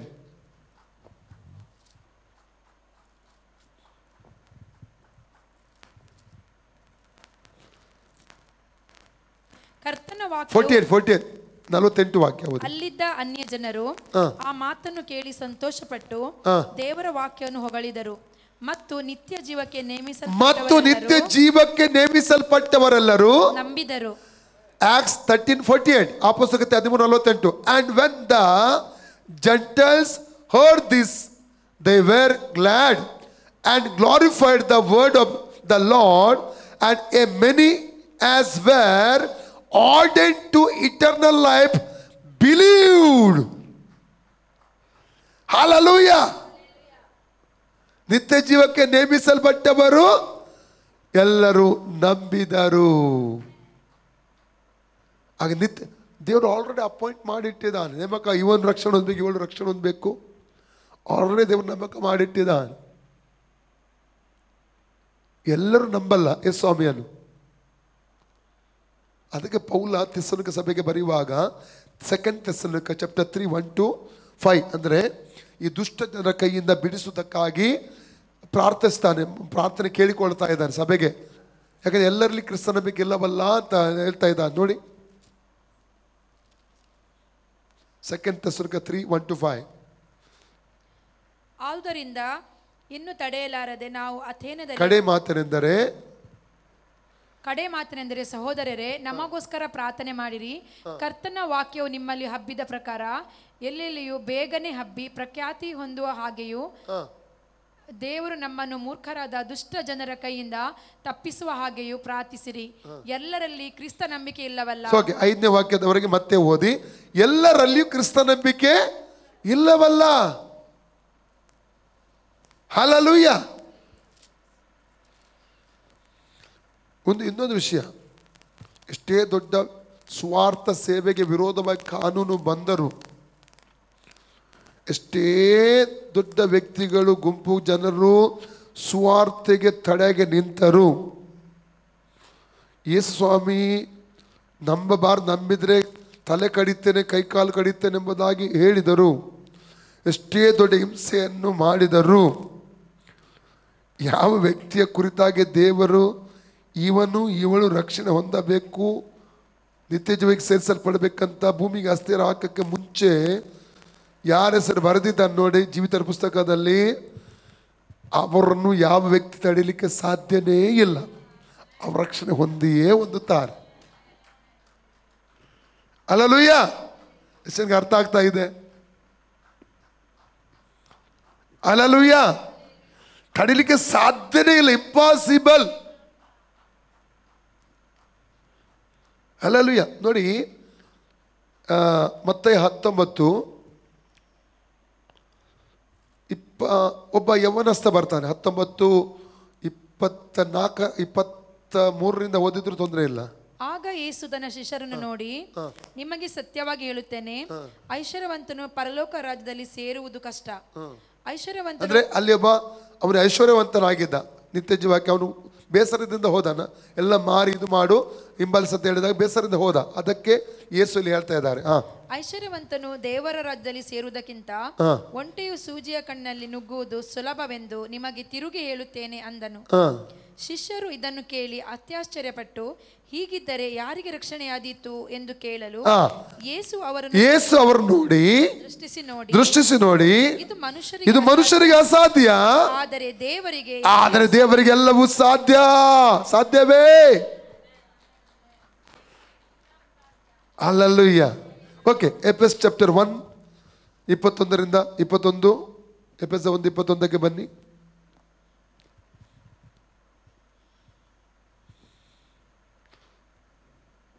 ಪರಲೋಕದೊಳಗೆ ಸಕಲ ರಾಜತ್ವ ಅಧಿಕಾರ. ಮೊನ್ನೆ ದಿವಸ ಅಂತ ಕಾಂತ, ನಿನ್ನೆಯ ನನಗೆ ಯಾರ ಪ್ರಸಾದ್ ಹೇಳಿದ್ದ, ಯಾರು ಹೇಳಿದ್ದು ನನಗೆ ನೆನಪಿಲ್ಲ. ಒಂದು ಸಮಯದಲ್ಲಿ ಅವರು ನನಗೆ ಭಯಂಕರ ವಿರೋಧವಾಗಿ ನಿಂತವರು, ಸ್ವಾರ್ಥ ಸೇವೆಗೆ ವಿರೋಧವಾಗಿ ನಿಂತವರು, ಬೈಯುತ್ತಿದ್ರು. ಅವರು ರಕ್ಷಣೆ ಹೊಂದಿದ್ದಾರಂತ ನೀವೇ ಹೇಳಿದ್ದಂತ ಕಾಂತದೆ, ಗೊತ್ತಿಲ್ಲ ನನಗೆ ಯಾರು ಅಂತ. ಹಲ್ಲೆಲೂಯಾ. ಅಥವಾ ಗೊತ್ತು, ಯಾರೊಬ್ಬರು ನಿನ್ನೆ ಮೊನ್ನೆ ಹೇಳಿದಾಗಿತ್ತು ನನಗೆ. ಒಂದು ಸಮಯದಲ್ಲಿ ಈ ಸಹೋದರ ಅವರಿಗೆ ಸಿಕ್ಕಿದಾಗ ಓಕೆ ಹತ್ತಿರದ ಊರಲ್ಲಿ, ಊರದ ಹೆಸರು ಹೇಳುವುದಿಲ್ಲ ನಾನೀಗ, ಹತ್ತಿರದ ಊರು ಬೆಳಮೆಣ್ಣಿಂದ ಸ್ವಲ್ಪ ಆಚೆ ಹತ್ತಿರದ ಊರಲ್ಲಿ ಸ್ವಾರ್ಥ ಸೇವೆಗೆ ವಿರುದ್ಧ ಬೈತಿದ್ರಂತೆ. ಮೊನ್ನೆ ಒಬ್ಬ ವ್ಯಕ್ತಿಯಲ್ಲಿ ಹೋದಾಗ ಸ್ವಾರ್ಥ ಸೇವೆ ಬಗ್ಗೆ ಹೊಗಳ್ತಾ ಇದ್ದಾರಂತೆ. ಇವರಿಗೆಲ್ಲ ಗೊತ್ತಿಲ್ಲ, ದೇವರ ವಾಕ್ಯ ಗೊತ್ತಿಲ್ಲ, ಸತ್ಯ ಗೊತ್ತಿಲ್ಲ ಅಂತ ಬೈತಾ ಇದ್ದಾರಂತೆ. Hallelujah, praise God. ಅಂದರೆ ಯಾರಿಗೋಸ್ಕರ ದೇವರು ನಿತ್ಯ ಜೀವ ಇವರಿಗೆ ಸಿಗಬೇಕಂತ ಇತ್ತಿದ್ದಾನೆ, ಅದನ್ನು ತಡೀಲಿಕ್ಕೆ ಯಾರಿಂದ ಸಾಧ್ಯ ಇಲ್ಲ. ಎಷ್ಟೇ ದೊಡ್ಡ ಕಾನೂನು ಬರಲಿ. ರೋಮ ಚಕ್ರವರ್ತಿಗಳು ಇದ್ದರು ಆ ದಿನಮಾನಗಳಲ್ಲಿ. ಯೇಸು ನಂಬಿದವರಿಗೆ ಜೀವಂತವಾಗಿ ಹಸಿದ ಸಿಂಹದ ಬಾಯಿಗೆ ಆಗ್ತಿದ್ರು, ಸುಡುತ್ತಿದ್ರು. ನಂಬಿಕೆ ಮಾತ್ರ ಕ್ರೈಸ್ತ ವಿಶ್ವಾಸಗಳು ಬಿಡ್ತಾ ಇರಲಿಲ್ಲ, ನಂಬಿಕೆ ನಿಲ್ತು ಸಾಯುವವರೆಗೂ. ಹಲ್ಲೆಲೂಯಾ. ಓಕೆ, ಎಫೆಸ ಚಾಪ್ಟರ್ 1:21. ಪರಲೋಕದೊಳಗೆ ಸಕಲ ರಾಜತ್ವ. ಎಲ್ಲಿ ಪರಲೋಕದೊಳಗೆ ಅಂದ್ರೆ ಇದು ಕನ್ನಡದ ಇದು ಉಂಟಲ್ಲ, ಕನ್ನಡ ಯಾವುದು ಸ್ಟಾರ್ಟಿಂಗ್ ಮಾಡಬೇಕು ಅದು ಮತ್ತೆ ಬಂದಿದೆ, ಮತ್ತೆ ಮಾಡಬೇಕು ಸ್ಟಾರ್ಟಿಂಗ್ ಬಂದಿದೆ. ಅರ್ಥ ಆಯ್ತಲ್ಲ? ಪರಲೋಕದೊಳಗೆ ಸಕಲ ರಾಜ್ಯತ್ವ ಅಧಿಕಾರ ಮಹತ್ವ ಪ್ರಭುತ್ವಾದಿಗಳ ಮೇಲೆಯೂ ಈ ಲೋಕದಲ್ಲಿ ಮಾತ್ರವಲ್ಲದೆ ಬರುವ ಲೋಕದಲ್ಲಿ ಸಹ ಹೆಸರುಗೊಂಡವರೆಲ್ಲರ ಮೇಲೆಯೂ ತನ್ನ ಬಲಗಡೆಯಲ್ಲಿ ಕೂಡಿಸಿಕೊಂಡನು. 20-21 ಸೇರಿಸಿ ಓದಿ ಗೊತ್ತಾಗ್ತದೆ. ಅಂದ್ರೆ ಆತನ ತಂದೆಯಾದ ದೇವರ ಬಲಾತಿಶಯವು ಎಷ್ಟು ಮಹತ್ತಾಗಿತ್ತೆಂದರೆ ಕ್ರಿಸ್ತನಲ್ಲಿ ತೋರಿ ಬಂದಿದೆ. ಹೇಗೆಂದರೆ ಆತನು ಸತ್ತಿದ ಕ್ರಿಸ್ತನನ್ನು ಬದುಕಿಸಿ ಪರಲೋಕದೊಳಗೆ, ಎಲ್ಲಿ? ಪರಲೋಕದೊಳಗೆ, ಉನ್ನತ ಲೋಕದೊಳಗೆ ಸಕಲ ರಾಜ್ಯತ್ವ ಅಧಿಕಾರ ಮಹತ್ವ ಪ್ರಭುತ್ವಾದಿಗಳ ಮೇಲೆಯೂ ಈ ಲೋಕದಲ್ಲಿ ಹೆಸರುಗೊಂಡರ ಮೇಲೆ ಮಾತ್ರವಲ್ಲದೆ ಬರುವ ಲೋಕದ ಹೆಸರುಗೊಂಡವರೆಲ್ಲರ ಮೇಲೆಯೂ ಯೇಸು ಸ್ವಾಮಿಯನ್ನು ತಂದೆಯಾದ ದೇವರ ಬಲಗಡೆಯಲ್ಲಿ ಸಿಂಹಾಸನದಲ್ಲಿ ಕುಳ್ಳಿರಿಸಿದ್ದಾನೆ. ಎಫೆಸ 2:6-7 ಕೂಡ ನಾವು ಈಗ ಓದಿದ್ದೇವೆ. ಅಂದರೆ ನಾವೀಗ ಸಭೆ ಎಲ್ಲಿದೆ? ಆತ್ಮದಲ್ಲಿ ಈಗಾಗಲೇ ಕ್ರಿಸ್ತನೊಂದಿಗೆ ಪರಲೋಕದಲ್ಲಿ ಕೂತ್ಕೊಂಡಿದ್ದೇವೆ. ನಮ್ಮ ಪೊಸಿಷನ್ ಅದು. ಅದಕ್ಕಿಂತ ಮೇಲೆ ಒಂದು ಪೊಸಿಷನ್ ಇಲ್ಲ, ಅದಕ್ಕಿಂತ ಮೇಲೆ ಒಂದು ಪದವಿ ಇಲ್ಲ, ಅಧಿಕಾರ ಇಲ್ಲ. ಆ ಲೆವೆಲಲ್ಲಿ ನಾವು ಕೂತ್ಕೊಂಡಿದ್ದೇವೆ ಈಗ. ಅದರ ಅರ್ಥ ಏನು? ಸಕಲ ರಾಜ್ಯತ್ವ, ಕಿಂಗ್ಡಮ್ಸ್, ಸೈತಾನಿಕ ಲೋಕಗಳು ಸಕಲ ಅಧಿಕಾರ, ಸೈತಾನಿಕ ಅಧಿಕಾರಗಳು, ಸಕಲ ಅಧಿಕಾರ, ಈ ಲೋಕದ ಅಧಿಕಾರ, ಸಕಲ ಅಧಿಕಾರ, ಮಹತ್ವ, ಪ್ರಭುತ್ವಾದಿಗಳು, ಈ ಲೋಕದಲ್ಲಿ ಹೆಸರುಗೊಂಡವರು, ದೊಡ್ಡ ದೊಡ್ಡ ವ್ಯಕ್ತಿಗಳು, ದೊಡ್ಡ ದೊಡ್ಡ ಅಧಿಕಾರಿಗಳು, ರಾಜರುಗಳಾಗಿರ್ಬೋದು, ಅಲ್ಲಲುಯ್ಯ, ಬರೋ ಲೋಕದಲ್ಲಿ ಹೆಸರುಗೊಂಡವರು ಎಲ್ಲರ ಮೇಲೆ ಕ್ರಿಸ್ತನೊಟ್ಟಿಗೆ ಸಭೆ ಈಗ ತಂದೆಯಾದ ದೇವರ ಬಲಗಡೆಯಲ್ಲಿ ಸಿಂಹಾಸನದಲ್ಲಿ ಕರ್ತನ ದೇಶ ಸ್ವಾಮಿಯ ಜೊತೆಯಲ್ಲಿ ಕೂತ್ಕೊಂಡಿದೆ. ಅಲ್ಲಲಿಯ ಅಧಿಕಾರ ಸಭೆಗೆ ದೇವರು ಕೊಟ್ಟಿದ್ದಾನೆ, ರೂಲ್ ಮಾಡುವ ಅಧಿಕಾರ, ಸಕಲ ಅಧಿಕಾರ ಪ್ರಭುತ್ವ ಎಲ್ಲ ಇದೆ. ಕಾಲ ಕೆಳಗೆ ಇಟ್ಟಿದ್ದಾನೆ ದೇವರು, ಸಭೆಯ ಕೆಳಗೆ, ಕಾಲ ಕೆಳಗೆ. ಅರ್ಥ ಆಗ್ತಾ ಇಲ್ವಾ? ಮುಂದೆ ಓದಿ, ಮುಂದೆ ಓದಿ. ಆತನು ಸಮಸ್ತವನ್ನು ಕ್ರಿಸ್ತನ ಪಾದಗಳ ಕೆಳಗೆ ಸಮಸ್ತ ಅಂದ್ರೆ ಏನು? ಅದರ ಮೇಲೆ ಯಾವುದೇ ಸಮಸ್ತ ಎಲ್ಲ ಬಂತು ಇಲ್ಲಿ, ಅಲ್ಲ ರೀ, ಸಮಸ್ತ ಅಂದ್ರೆ ಎಲ್ಲ ಬಂತು. ಸೈತಾನ ಬಂದ, ದುರಾತ್ಮಗಳು ಬಂದವು, ಅಂಧಕಾರ ಶಕ್ತಿಗಳು ಎಲ್ಲ ಬಂದು, ಮಾಟ ಮಂತ್ರ ಶಕ್ತಿಗಳು ಬಂದವು, ರೋಗ ಬಂತು, ವ್ಯಾಧಿ ಬಂತು, ಹಲಲುಯ, ಸಾಲ ಬಂತು, ಸಮಸ್ತ ಎಲ್ಲ ಬಂತು. ಎಲ್ಲವನ್ನು ಯಾರು ಎಲ್ಲಿಗೆ ಹಾಕಿದ್ದಾನೆ ಅಂತಂದೆ ದೇವರು? ಕ್ರಿಸ್ತನ ಪಾದದ ಕೆಳಗೆ. ಓಕೆ, ಎಷ್ಟು ಜನ ಯೇಸುವಿನ ಪಾದವಾಗಿದ್ದೀರಿ? ಯಾಕೆ? ಯೇಸು ಯಾರು? ಯೇಸು ಯಾರು? ಸಭೆಗೆ ಶಿರಸ್ಸು. ಸಭೆ ಏನಾಗಿದೆ? ಯೇಸು ಕ್ರಿಸ್ತನ ದೇಹ. ಪಾದ ಎಲ್ಲಿರ್ತದೆ? ತಲೆಯಲ್ಲಿ ಇರ್ತದ, ದೇಹದಲ್ಲಿ ಇರ್ತದ? ಪಾದ ಎಲ್ಲಿರ್ತದೆ? ಎಲ್ಲಿ ಹಾಕಿದ್ದಾನೆ ತಂದೆಯಾದ ದೇವರು ಸಮಸ್ತವನ್ನು? ಎಲ್ಲರಡಿ ಸಕಲ ದುರಾತ್ಮಗಳು, ಸಕಲ ಅಂಧಕಾರ ಶಕ್ತಿಗಳು, ಸಕಲ ಮಾಟ ಮಂತ್ರ ಶಕ್ತಿಗಳು, ಸಕಲ ರಾಜ್ಯತ್ವಗಳು, ಸಕಲ ಅಧಿಕಾರಿಗಳು ನನ್ನ ಕಾಲ ಕೆಳಗೆ ಇದೆ. ಅರ್ಥ ಆಗ್ತಾ ಇದೆಯಾ? ಸ್ವಲ್ಪ ಟ್ಯೂಬ್ಲೈಟ್ ಹೊಳಿತಾ? ರೋಮ 16:20, ರೋಮನ್ಸ್ 16:20, ರೋಮ 16:20.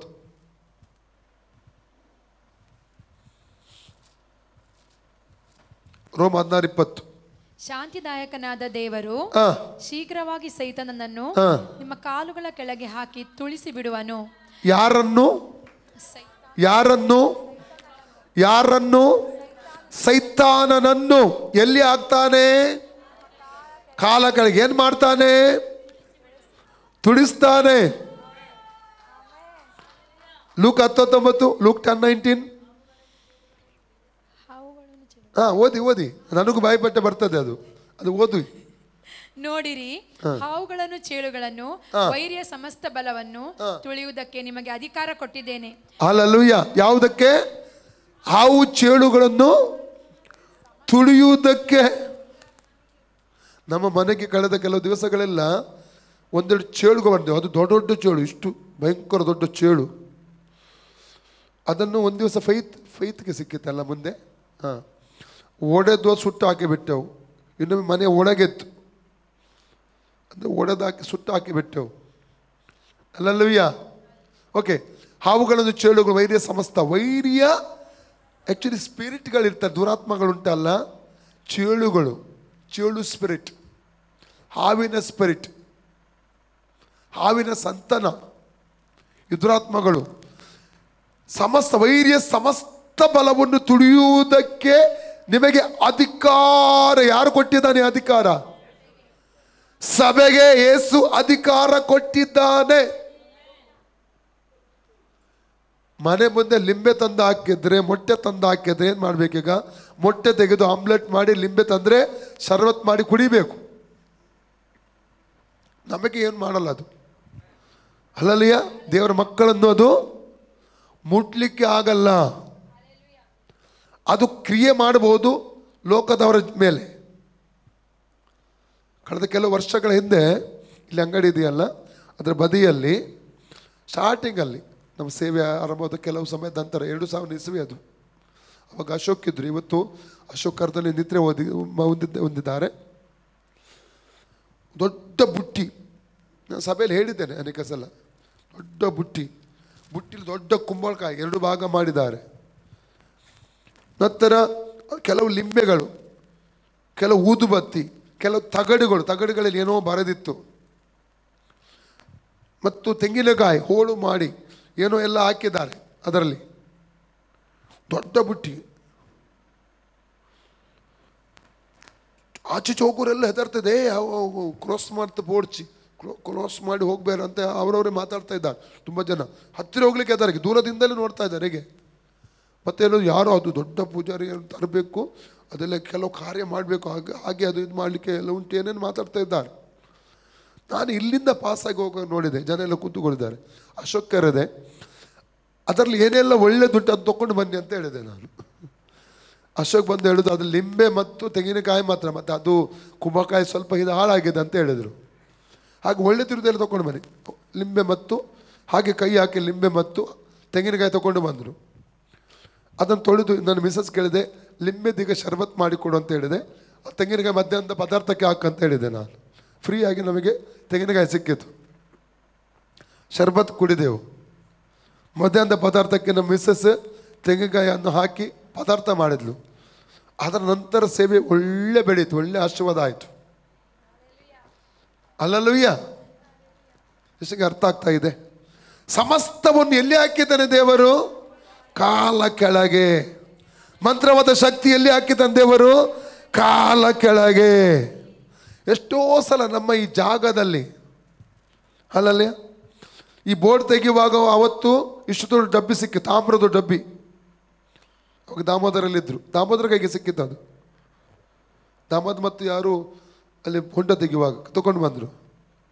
ಅದರಲ್ಲಿ ಕುಂಕುಮ, ತಗಡಲ್ಲಿ ಬರೆದಂಥ ಶೀಟುಗಳು ಏನೆಲ್ಲ ಇತ್ತು. ಅದರಲ್ಲಿ ಕೆಲವು ಕಲ್ಲುಗಳು ಏನು ಚಿಕ್ಕ ಚಿಕ್ಕ ಏನೇನೆಲ್ಲ ಇತ್ತು. ತಗೊಂಡು ಬಂದರು, ಪ್ರೇಯರ್ ಮಾಡಿ ಅದನ್ನು ನಾವು ಬೆಕ್ಕಿಗಾಗಿ ಇದು ಮಾಡಿಬಿಟ್ಟು ಏನೆಲ್ಲ ಸಿಕ್ಕಿದೆ ನಮಗೆ. ಅದು ಬಿಡಿ, ನಾವು ಇನ್ನಂಜೆಗೆ 2017 ಇಸ್ವಿಯಲ್ಲಿ ಹೋದದ್ದು ವಾಸ ಮಾಡಲಿಕ್ಕೆ. ಅಲ್ಲಿ ಹೋದಾಗ ನಾನು ಚೇರಲ್ಲಿ ಅಲ್ಲಿ ನಮ್ಮ ಹೊರಗಡೆ ಕೂತ್ಕೊಳ್ತಾ ಇದ್ದೆ. ಸಾಯಂಕಾಲ ಸಮಯ, ಒಂದು 5 ಗಂಟೆ ನಂತರ ಸಮಯ. ಕಣ್ಣ ಮುಂದೆ ಈ ಏಡಿಗಳು ಬರ್ತಾ ಉಂಟು. ಏಡಿ ನೋಡಿದೆ, ಯೇಸುವಿನ ನಾಮದಲ್ಲಿ ಶಿವ ಅಲ್ಲೇ ಇದು ಮಾಡಿಬಿಟ್ಟಿದೆ. ಇದು ಮಾಡಿ ಬೆಂಕಿಗೆ ಆಗೋದು. ಕೆಲವು ದಿವಸ ನಡೀತು ಅದು. ಅಲ್ಲಿ ಏಡಿ ಬರಲಿಕ್ಕೆ ಅಲ್ಲಿ ಒಂದು ಏಡಿ ಯಾವಾಗಲೂ ಬಂದು ಎಲ್ಲಿಯಾದರೂ ತಪ್ಪಿಸ್ಕೊಂಡು ಬಂದಿರುವುದು ಅಂತ ಹೇಳ್ಬೋದು. ಏಡಿಗಳ ಚೈನ್ ಮುಗಿಯಿತು. ಅದರ ನಂತರ ಮನೆಯಲ್ಲೆಲ್ಲ ಈ ಹಾರುವ ಕಪ್ಪೆ ಇದೆ ಅಲ್ಲ, ಏನು ಹೇಳ್ತಾರೆ ಅದಕ್ಕೆ? ಪಣಿಕಪ್ಪೆ ಅಲ್ಲ, ಪಣಿಕಪ್ಪೆ, ಗೊಡಗೊಡ ಮಣಕೋ. ಅದು ಅದು ಇಡೀ ಮನೆಯಲ್ಲಿ ಅದು ಹೊಡೆದು ಬೇಗ ಸಾಯುವುದಿಲ್ಲ. ಅದು ಹೊಡೆದು ಬೆಂಕಿಗೆ ಹಾಕಬೇಕು. ನಂತರ ಚೇಳು ಬರಲಿಕ್ಕೆ ಸ್ಟಾರ್ಟ್ ಆಯಿತು. ಅದನ್ನು ಹೊಡೆದು ಇದು ಮಾಡಿದೆವು. ಹಾವುಗಳು ಬರಲಿಕ್ಕೆ ಸ್ಟಾರ್ಟ್ ಆಯಿತು. ಒಂದೆರಡು ಹಾವಲ್ಲ, ತುಂಬ ಹಾವುಗಳು. ಒಡೆಯೋದು, ಕೊಂದು ಹಾಕಿ ಬಿಸಾಡೋದು, ಒಡೆಯೋದು, ಕೊಂದು ಹಾಕಿ ಬಿಸಾಡೋದು. ಇಲ್ಲ, ನಾವು ಅದನ್ನು ಕೊಲ್ಲದು, ನಮ್ಮನ್ನು ಅದು ಕೊಲ್ತದೆ. ಮತ್ತೆ ಕೊಲ್ಲಬೇಕೇನು ಮಾಡೋದು? ಅದಕ್ಕೆ ಭಾಷೆ ಇಲ್ಲ, ಪ್ರಾಣಿ ಅಲ್ಲ ಅದು. ಹಲ್ಲಲ್ಲೆಲೂಯಾ. ಒಂದು ದಿವಸ ನಾನು ವಿದೇಶಕ್ಕೆ ಹೋಗಿದ್ದೆ. ಆಮೆ ಬಂತು ಮನೆಯಲ್ಲಿ. ಆಮೆ ಮಾತ್ರ ಇವರು ನಾಶ ಮಾಡಲಿಲ್ಲ. ಅವರು ಎಲ್ಲಿ ಆಚೆ ಕಡೆ ಬಿಟ್ಟಿದ್ದಾರೆ. ನನಗೆ ಮತ್ತೆ ಹೇಳಿಬಿಟ್ರು, ತೊಂದರೆ ಇಲ್ಲ. ಇಲ್ಲಿವರೆಗೆ ಯಾವುದು ಕೂಡ ಮುಟ್ಲಿಕ್ಕೆ ಆಗಲಿಲ್ಲ. ಕೀರ್ತನೆ 91:10 ಏನಿರ್ತದೆ? ಸಾಮ್ 71:10, ಉಪದ್ರವವು ಗುಡಾರದ ಸಮೀಪಕ್ಕೂ ಬಾರದು. ಉಪದ್ರವವು ಯಾವ ಕೇಡು ನಿನಗೆ ಸಂಭವಿಸದು, ಉಪದ್ರವ ಗುಡಾರದ ಸಮೀಪಕ್ಕೆ ಬಾರದು.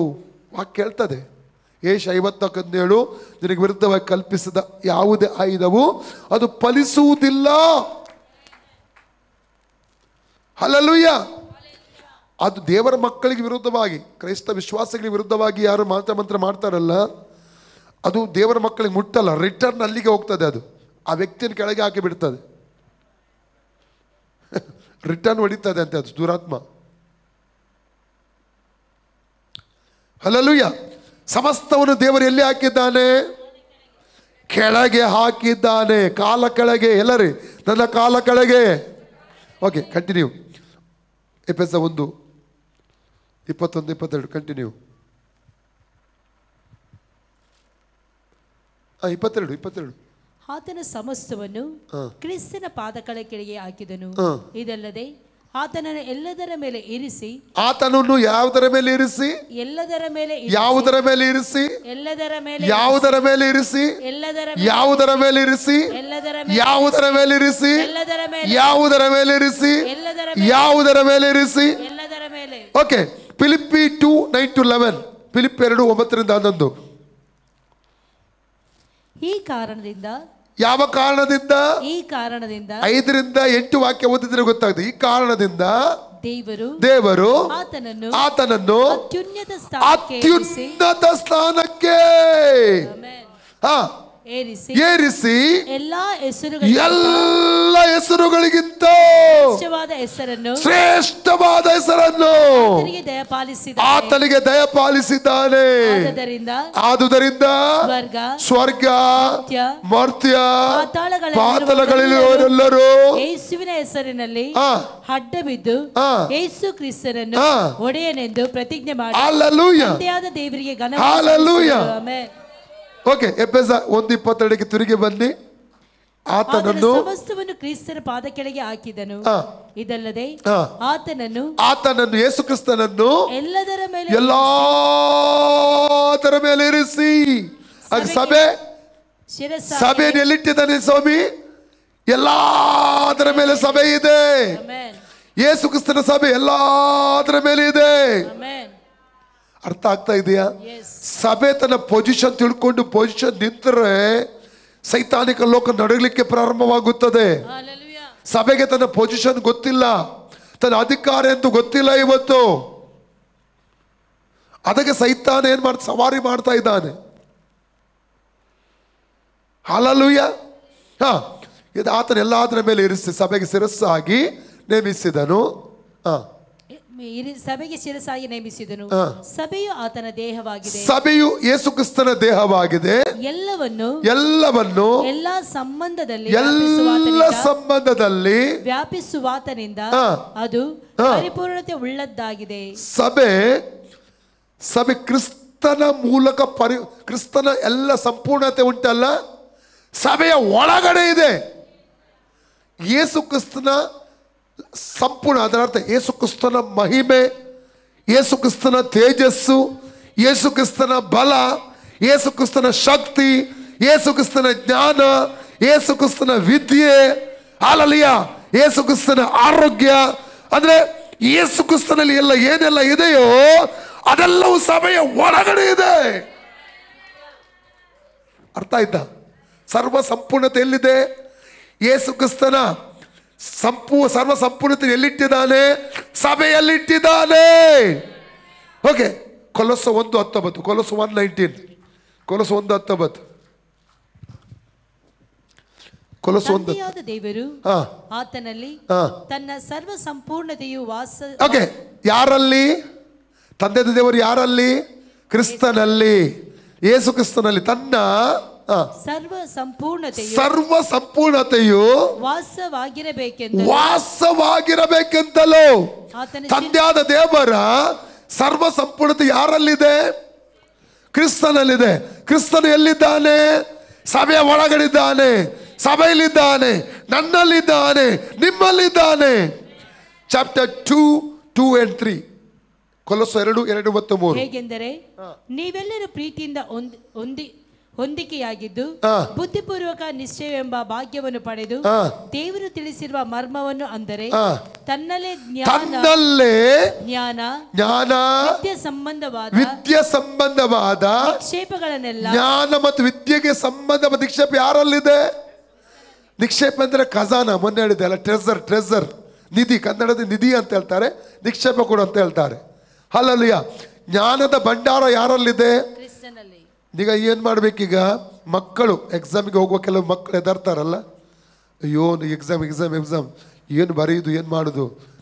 ಇದನ್ನು ಅರಿಕೆ ಮಾಡಬೇಕು. ನೀವು ಇದನ್ನು ನಂಬಬೇಕು, ಅರಿಕೆ ಮಾಡಬೇಕು ಎಲ್ಲ. ಅಂದರೆ ತನ್ನಲ್ಲೇ ಜ್ಞಾನ ವಿದ್ಯೆ ಸಂಬಂಧ ನಿಕ್ಷೇಪಗಳನ್ನು ಅಡಗಿಸಿಕೊಂಡಿರುವ ಯೇಸು ಕ್ರಿಸ್ತನು ನನ್ನೊಳಗೆ ವಾಸ ಮಾಡ್ತಾ ಇದ್ದಾನೆ.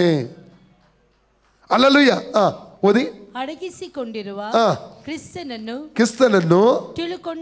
ತಿಳುಕೊಂಡವರಾಗಿ ಹೃದಯದಲ್ಲಿ ದೃಢವಾಗಿರಬೇಕೆಂಬ ಆ, ಕುತೂಹಲವು ನನಗುಂಟು. ಓಕೆ, 9-10 ಲೂಕ್ ಕೊಲೊಸೋ 2:9-10 ಕೊಲೊಸೋ 2 9-10 ಅಲ್ಲ 10-11 9-10 ಕ್ರಿಸ್ತನಲ್ಲಿಯೇ ದೇವರ ಸರ್ವ ಸಂಪೂರ್ಣತೆಯು ಅವತರಿಸಿ ಯಾರಲ್ಲಿ? ಕ್ರಿಸ್ತನಲ್ಲಿಯೇ ದೇವರ ಸರ್ವ ಸಂಪೂರ್ಣತೆಯು ಅವತರಿಸಿ ವಾಸ ಮಾಡುತ್ತದೆ. ಮುಂದೆ ಓದಿ. ಮತ್ತು ನೀವು ಆತನಲ್ಲಿದ್ದುಕೊಂಡೆ ಪರಿಪೂರ್ಣತೆಯನ್ನು ಯಾರಲ್ಲಿದ್ದುಕೊಂಡು ಎಲ್ಲ ನಾನು ಎಲ್ಲ ಹೇಳಿ 9ನೇ ವಾಕ್ಯಕ್ಕೆ ಬನ್ನಿ. 9ನೇ ವಾಕ್ಯ. ಓಕೆ, ಎಲ್ಲ ರೆಡಿ. ಕ್ರಿಸ್ತನಲ್ಲಿಯೇ ದೇವರ ಸರ್ವ ಸಂಪೂರ್ಣತೆಯು ಅವತರಿಸಿ ವಾಸ ಮಾಡುತ್ತದೆ. ಈಗ 10ನೇ ವಾಕ್ಯ. ಮತ್ತು ನಾನು ಯೇಸು ಕ್ರಿಸ್ತನಲ್ಲಿ ಇದ್ದುಕೊಂಡೇ ಪರಿಪೂರ್ಣತೆಯನ್ನು ಹೊಂದಿದವನಾಗಿದ್ದೇನೆ. ದೇವರ ಸರ್ವ ಸಂಪೂರ್ಣತೆ ಯಾರಲ್ಲಿದೆ? ಕ್ರಿಸ್ತನಲ್ಲಿದೆ. ಕ್ರಿಸ್ತನ ಸರ್ವ ಸಂಪೂರ್ಣತೆ ಯಾರಲ್ಲಿದೆ? ಸಭೆಯಲ್ಲಿದೆ. ಸಭೆ ಹಲ್ಲೆಲೂಯಾ ಅಂದ್ರೆ ನನ್ನಲ್ಲಿದೆ, ನಮ್ಮಲ್ಲಿದೆ, ನಮ್ಮ ಒಳಗಡೆ ಇದೆ. ಅರ್ಥ ಆಯ್ತಾ? ಹಲ್ಲೆಲೂಯಾ. ಹಾಗಾದ್ರೆ ನಾವು ಪ್ರಾರ್ಥಿಸುವಾಗ ಸಭೆಗೆ ದೇವರು ಅಧಿಕಾರ ಆಲ್ರೆಡಿ ಕೊಟ್ಟಿದ್ದಾನೆ, ಹೌದಾ? ನಾವು ಪ್ರಾರ್ಥಿಸುವಾಗ ಒಂದು 2 ವಿಧವಾದ ಪ್ರಾರ್ಥನೆ ಹೇಳ್ತಾನೆ. ಕೀರ್ತನೆ 2:8 ಏನು ಹೇಳ್ತದೆ ಅಲ್ಲಿ? ನೀನು ಕೇಳಿಕೊಳ್ಳುವುದಾದರೆ ಅನ್ಯ ಜನಾಂಗಗಳನ್ನು ನಿನಗೆ ಅಧೀನ ಮಾಡ್ತಾನೆ, ಭೂಲೋಕದ ಕಟ್ಟಕಡೆಯ ದೇಶಗಳನ್ನು ಸ್ವಾಸ್ಥ್ಯವಾಗಿ ಕೊಡ್ತಾನೆ. ಕರ್ತನೆ, ಇದು ನೀವು ಕರ್ತನೆ ಅಪ್ಪ ಅನ್ಯಗಳು ರಕ್ಷಣೆ ಹೊಂದಲಿ, ಅನ್ಯಗಳು ಬರಲಿ ಸ್ವಾಮಿ, ನಿನ್ನ ಸತ್ಯ ತಿಳ್ಕೊಳ್ಳಲಿ ಸ್ವಾಮಿ. ಹಲ್ಲೆಲೂಯಾ. ಕಟ್ಟಕಡೆ ದೇಶಗಳವರೂ ಕೊಡ್ತೇನೆ ಎಂಬುದಾಗಿ ಹೇಳಿದಿಲ್ಲಪ್ಪ, ಅದ್ಭುತ ಮಾಡು. ಸಾಧಾರಣ ಪ್ರಾರ್ಥನೆ. ಆದರೆ ಹಲ್ಲೆಲೂಯಾ ಇನ್ನೊಂದು ವಿಧವಾದ ಪ್ರಾರ್ಥನೆ ಇದೆ. ಯೇಸುವಿನ ನಾಮದಲ್ಲಿ ಜನಾಂಗಗಳು ರಕ್ಷಣೆ ಹೊಂದಿಕೊಳ್ಳಲಿ, ಜನಾಂಗಗಳನ್ನು ಕುರುಡು ಮಾಡಿರುವಂಥ ಕುರುಡುತನದ ಆತ್ಮವು ಯೇಸು ನಾಮದಲ್ಲಿ ಬಿಟ್ಟು ಹೋಗಲಿ, ಗುಂಪು ಗುಂಪಾದ ಆತ್ಮಗಳು ಸಭೆಯ ಒಳಗಡೆ ಬರಲಿ. ಅರ್ಥ ಆಗ್ತಾ ಇದೆ? Hallelujah, hallelujah. ಎಲ್ಲವರು ಹೇಳ್ತಾರೆ, ಪಾಸ್ಟ್ರೇ ನಾನು ವಾಸ ಮಾಡೋದು ಎಲ್ಲಿ ಗೊತ್ತುಂಟು? ಅಯ್ಯೋ, ಎಲ್ಲ ಕಡೆ ಮಂತ್ರಗಳು, ಎಲ್ಲ ಕಡೆ ಮಾಟಗಳು, ಓ ಅಲ್ಲಿ ಒಂದು ಇದು ಇದೆ, ಅದು ಇದೆಯಾ, ಅದು ಅಂಥ ಸ್ಥಳದಲ್ಲಿ ವಾಸ ಮಾಡಿ ನನಗೆ ಭಾರಿ ಹೆದರಿಕೆ ಆಗ್ತದೆ ಎಂಬುದಾಗಿ ಹೇಳ್ತಾ ಇದ್ದಾರೆ. ಕೆಲವರು ಹೇಳುವವರು ಇದ್ದಾರೆ, ವಿಶ್ವಾಸಿಗಳಿದ್ದಾರೆ. ಹಲ್ಲೆಲೂಯಾ.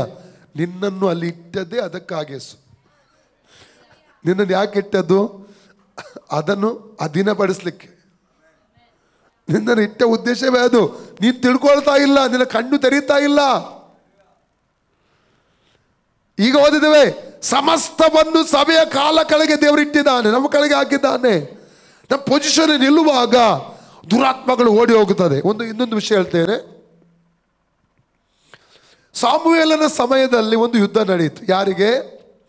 ಫಿಲಿಸ್ಟಿಯರಿಗೂ ಇಸ್ರೇಲರಿಗೂ ಒಂದು ಯುದ್ಧ. 4ನೇ ಅಧ್ಯಾಯದಲ್ಲಿ ಯುದ್ಧ, 1 ಸಾಮುವೇಲ 4ನೇ ಅಧ್ಯಾಯದಲ್ಲಿ ಒಂದು ಯುದ್ಧ ನಡೆಯಿತು. ಆ ಯುದ್ಧದಲ್ಲಿ ಎಲಿ ಎಂಬ ಯಾಜಕನ ಮಕ್ಕಳದ ಒಪ್ನಿ ಫಿನೆಹಾಸರು ಸತ್ತು ಹೋದರು. ಎಲಿ ಕೂಡ ಸತ್ತು ಹೋದ. ಫಿನೆಹಾಸನ ಹೆಂಡತಿ ಗರ್ಭ ಧರಿಸಿದಳು. ಪ್ರಸವ ಆಗುವಾಗ ಒಂದು ಮಗುವನ್ನು ಇರ್ತಾಳೆ. ಅದಕ್ಕೆ ಇಕಾಬೋದ್ ಅಂತ ಹೆಸರು. ಇಕಾಬೋದ್ ಅಂದರೆ ಹಿಬ್ರಿಯಾದಲ್ಲಿ ಮಹಿಮೆ ಬಿಟ್ಟು ಹೋಯ್ತು ಎಂಬುದ ಕಾರಣ ಮಂಜೂಷವು ಶತ್ರುಗಳ ವಶವಾಗುತ್ತದೆ. ಮಂಜೂಷದಲ್ಲಿ ಏನಿತ್ತು? ದೇವರ ಸಾನ್ನಿಧ್ಯ ಇತ್ತು. ಈಗ ಅಷ್ಟೋದಿಗೆ ತಗೊಂಡು ಹೋಗ್ತಾರೆ ಅವರು ಮಂಜೂಷವನ್ನು. ಎಲ್ಲಿ? ಫಿಲಿಸ್ಟಿಯರ್ ತಗೊಂಡು ಹೋಗ್ತಾರೆ. ಆ ಮಂಜೂಷವನ್ನು ಅವರು ತೆಗೆದುಕೊಂಡು ಎಲ್ಲಿ ಹೋಗ್ತಾರೆ? ಅವರು ತಮ್ಮ ದೇವರಾದ ದಾಗೋನನ ಮಂದಿರದಲ್ಲಿ ಅದನ್ನು ಇಡ್ತಾರೆ. ಆ ದಾಗೋನನ ವಿಗ್ರಹದ ಮುಂದೆ ಇಡ್ತಾರೆ ಮಂಜೂಷದ ಪೆಟ್ಟಿಗೆಯನ್ನು. 5ನೇ ಅಧ್ಯಾಯದಲ್ಲಿ 5ನೇ ಅಧ್ಯಾಯ 1ನೇ ವಾಕ್ಯದ ಓದಿದ್ರು ಗೊತ್ತಾಗ್ತದೆ. ಮರುದಿನ ಅವರು ಬಂದು ನೋಡ್ತಾರೆ ಬೆಳಿಗ್ಗೆ ವಿಗ್ರಹ ಇದರ ಮುಂದೆ, ಯಾವುದರ? ಮಂಜೂಷದ ಮುಂದೆ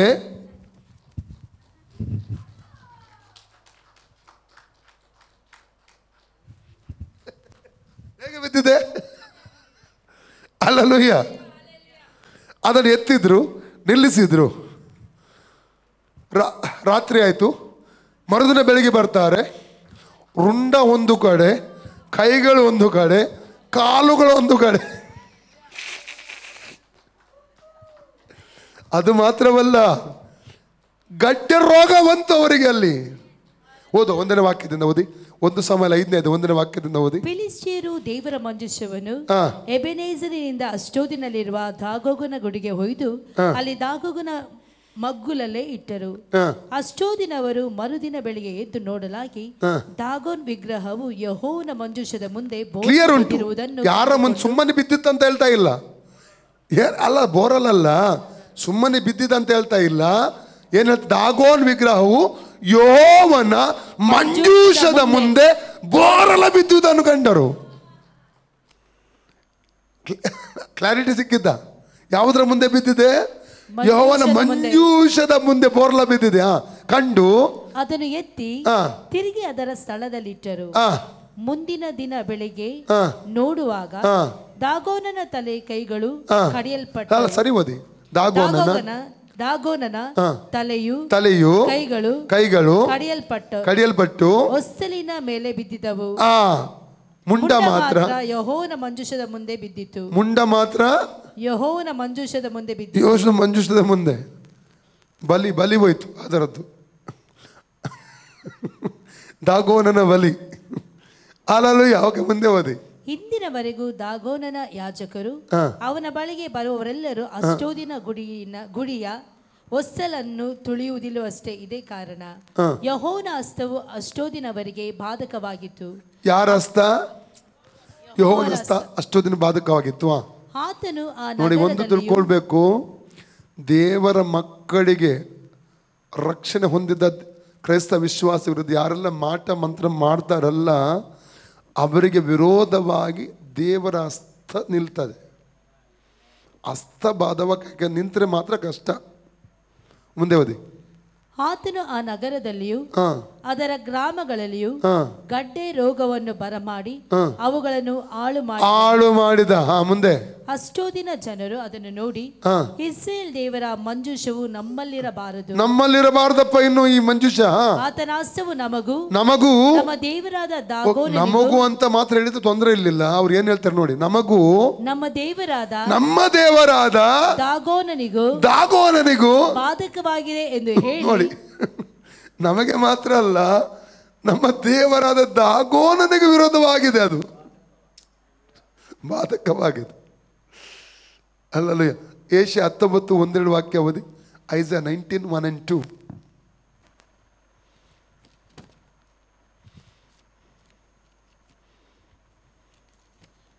ಐಗುಪ್ತದ ವಿಷಯವಾದ ದೈವೋಕ್ತಿ. ಇಗೋ, ಯೆಹೋವನು ಮೇಘವಾಹನವಾಗಿ ಐಗುಪ್ತಕ್ಕೆ ಬರುವನು. ಆತನು ಸಮ್ಮುಖನಾದಾಗ ಐಗುಪ್ತದ ವಿಗ್ರಹಗಳು ನಡುಗುವವು. ಆತನು ಸಮ್ಮುಖನಾದಾಗ ಐಗುಪ್ತದ ವಿಗ್ರಹಗಳು ನಡುಗುವವು. ಆತನು ಸಮ್ಮುಖನಾದಾಗ ಐಗುಪ್ತದ ವಿಗ್ರಹಗಳು ನಡುಗುವವು. ನಮ್ಮ ದೇವರು ವಿಗ್ರಹ ಶಕ್ತಿಗಳು ನಡುಗಿಸುವಂತ ದೇವರು. ಯಾರು ನಿಲ್ಲಕ್ಕೆ ಸಾಧ್ಯ ಆ ದೇವಾದಿ ದೇವನ ಮುಂದೆ, ಆ ಮಹಿಮೆಯ ಮುಂದೆ? ಹಲ್ಲಲುಯ್ಯ. ಅರ್ಥ ಆಗ್ತಾ? ಇವತ್ತು ವಾಕ್ಯದ ಆಧಾರದಲ್ಲಿ ನಾವು ಪ್ರಾರ್ಥನೆ ಮಾಡಲಿ.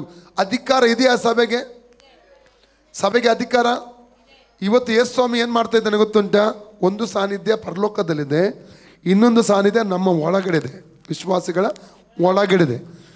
ಆತನು ಆರಾಮವಾಗಿ ಪರಲೋಕದಲ್ಲಿ ಮಲಗಿದ್ದಾನೆ. ಯಾಕೆ ಮಲಗಿದ್ದಾನೆ ಗೊತ್ತುಂಟ?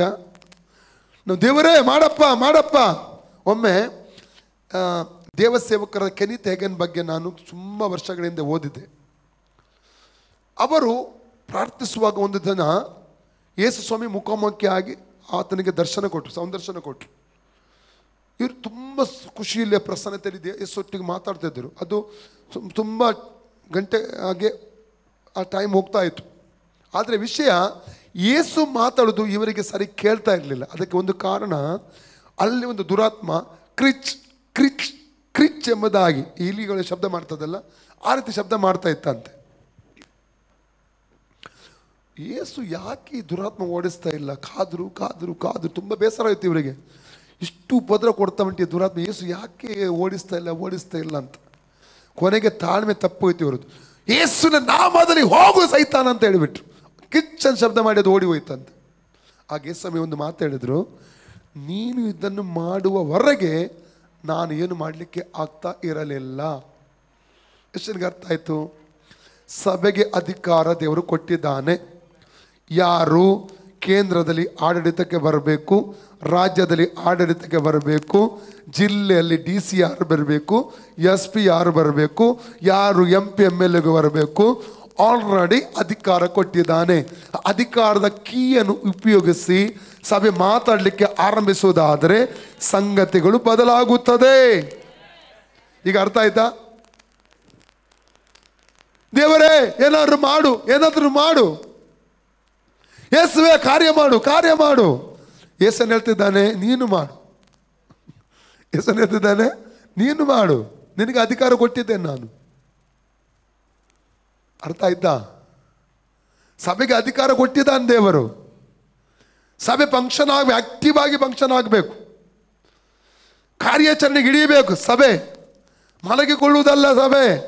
ಅದಕ್ಕೆ ಯಾವಾಗಲೂ ಪ್ರಾರ್ಥನೆಗೆ ಬನ್ನಿ ಅಂತ ಎಷ್ಟು ಹೇಳಿದ್ರು, ಹೇಳಿದ ದಿವಸ ಕೆಲವೊಬ್ಬರು ಅಲರ್ಟ್ ಆಗ್ತಾರೆ, ನೆಕ್ಸ್ಟ್ ಡೇ ಒಂದು ಸ್ವಲ್ಪ 2-3 ದಿವಸ ಇರ್ತಾರೆ, ಮತ್ತು 4ನೇ ದಿವಸ ಪತ್ತೆನೇ ಇರಲ್ಲ ಅವ್ರದ್ದು. ಯಾಕೆ? ಎಷ್ಟು ಗಂಭೀರವಾಗಿ ಪ್ರಾರ್ಥನೆ ವಿಷಯ ತಗೊಂಡಿದ್ದೇವೆ ನಾವು. ಹಲ್ಲೆಲೂಯ.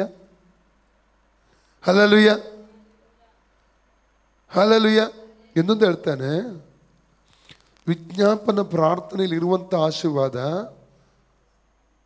ಯಾವುದರಿಲ್ಲ. ಯಾಕೆ ಗೊತ್ತುಂಟಾ? ಅದೆಲ್ಲ ವಾಕ್ಯ ಓದಲಿಕ್ಕೆ ತುಂಬ ಟೈಮ್ ಆಗ್ತದೆ. ಆದಿಕಾಂಡ 20ನೇ ಅಧ್ಯಾಯ 17ನೇ ವಾಕ್ಯ. ಅಭಿಮೇಲೆಕ ಮತ್ತು ಬಂಜೆಯರಾದಂಥ ಅಭಿಮೇಲೆಕನ ಪತ್ನಿ ಮತ್ತು ಅವರ ಸ್ತ್ರೀಯರಿಗೋಸ್ಕರ ಪ್ರಾರ್ಥನೆ ಮಾಡಿದ. ಅಬ್ರಾಮನಿಗೆ ಮಕ್ಕಳಿದ್ರೆ ಅವಾಗ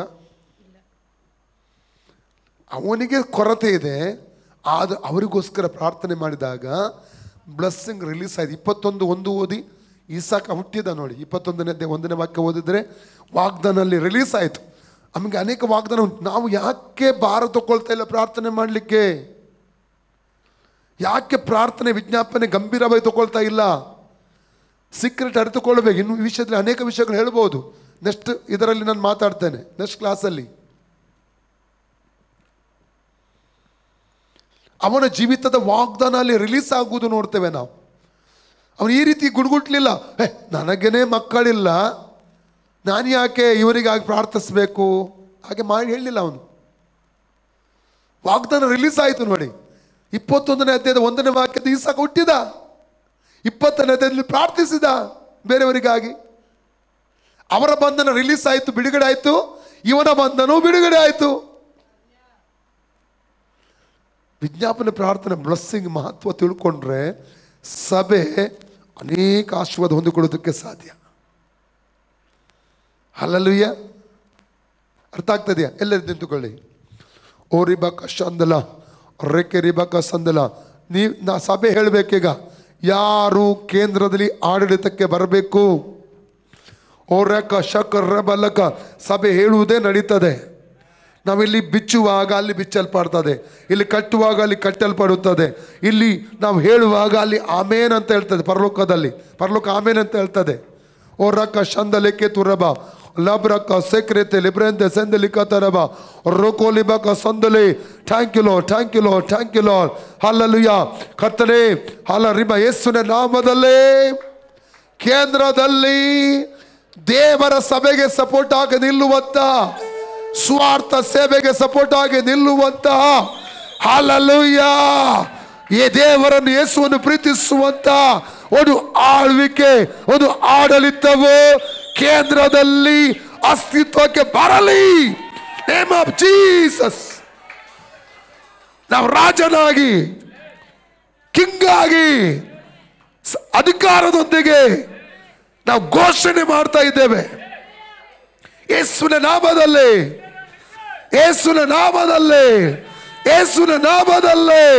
ನೇಮ್ ಆಫ್ ಜೀಸಸ್. ಓ ಓರಕ ಶಕರ ಬಲಬ ರೇಬ್ರೆಕೆ ಸೆತಲಿಬತರಬ. ಹಲ್ಲಲುಯ್ಯ.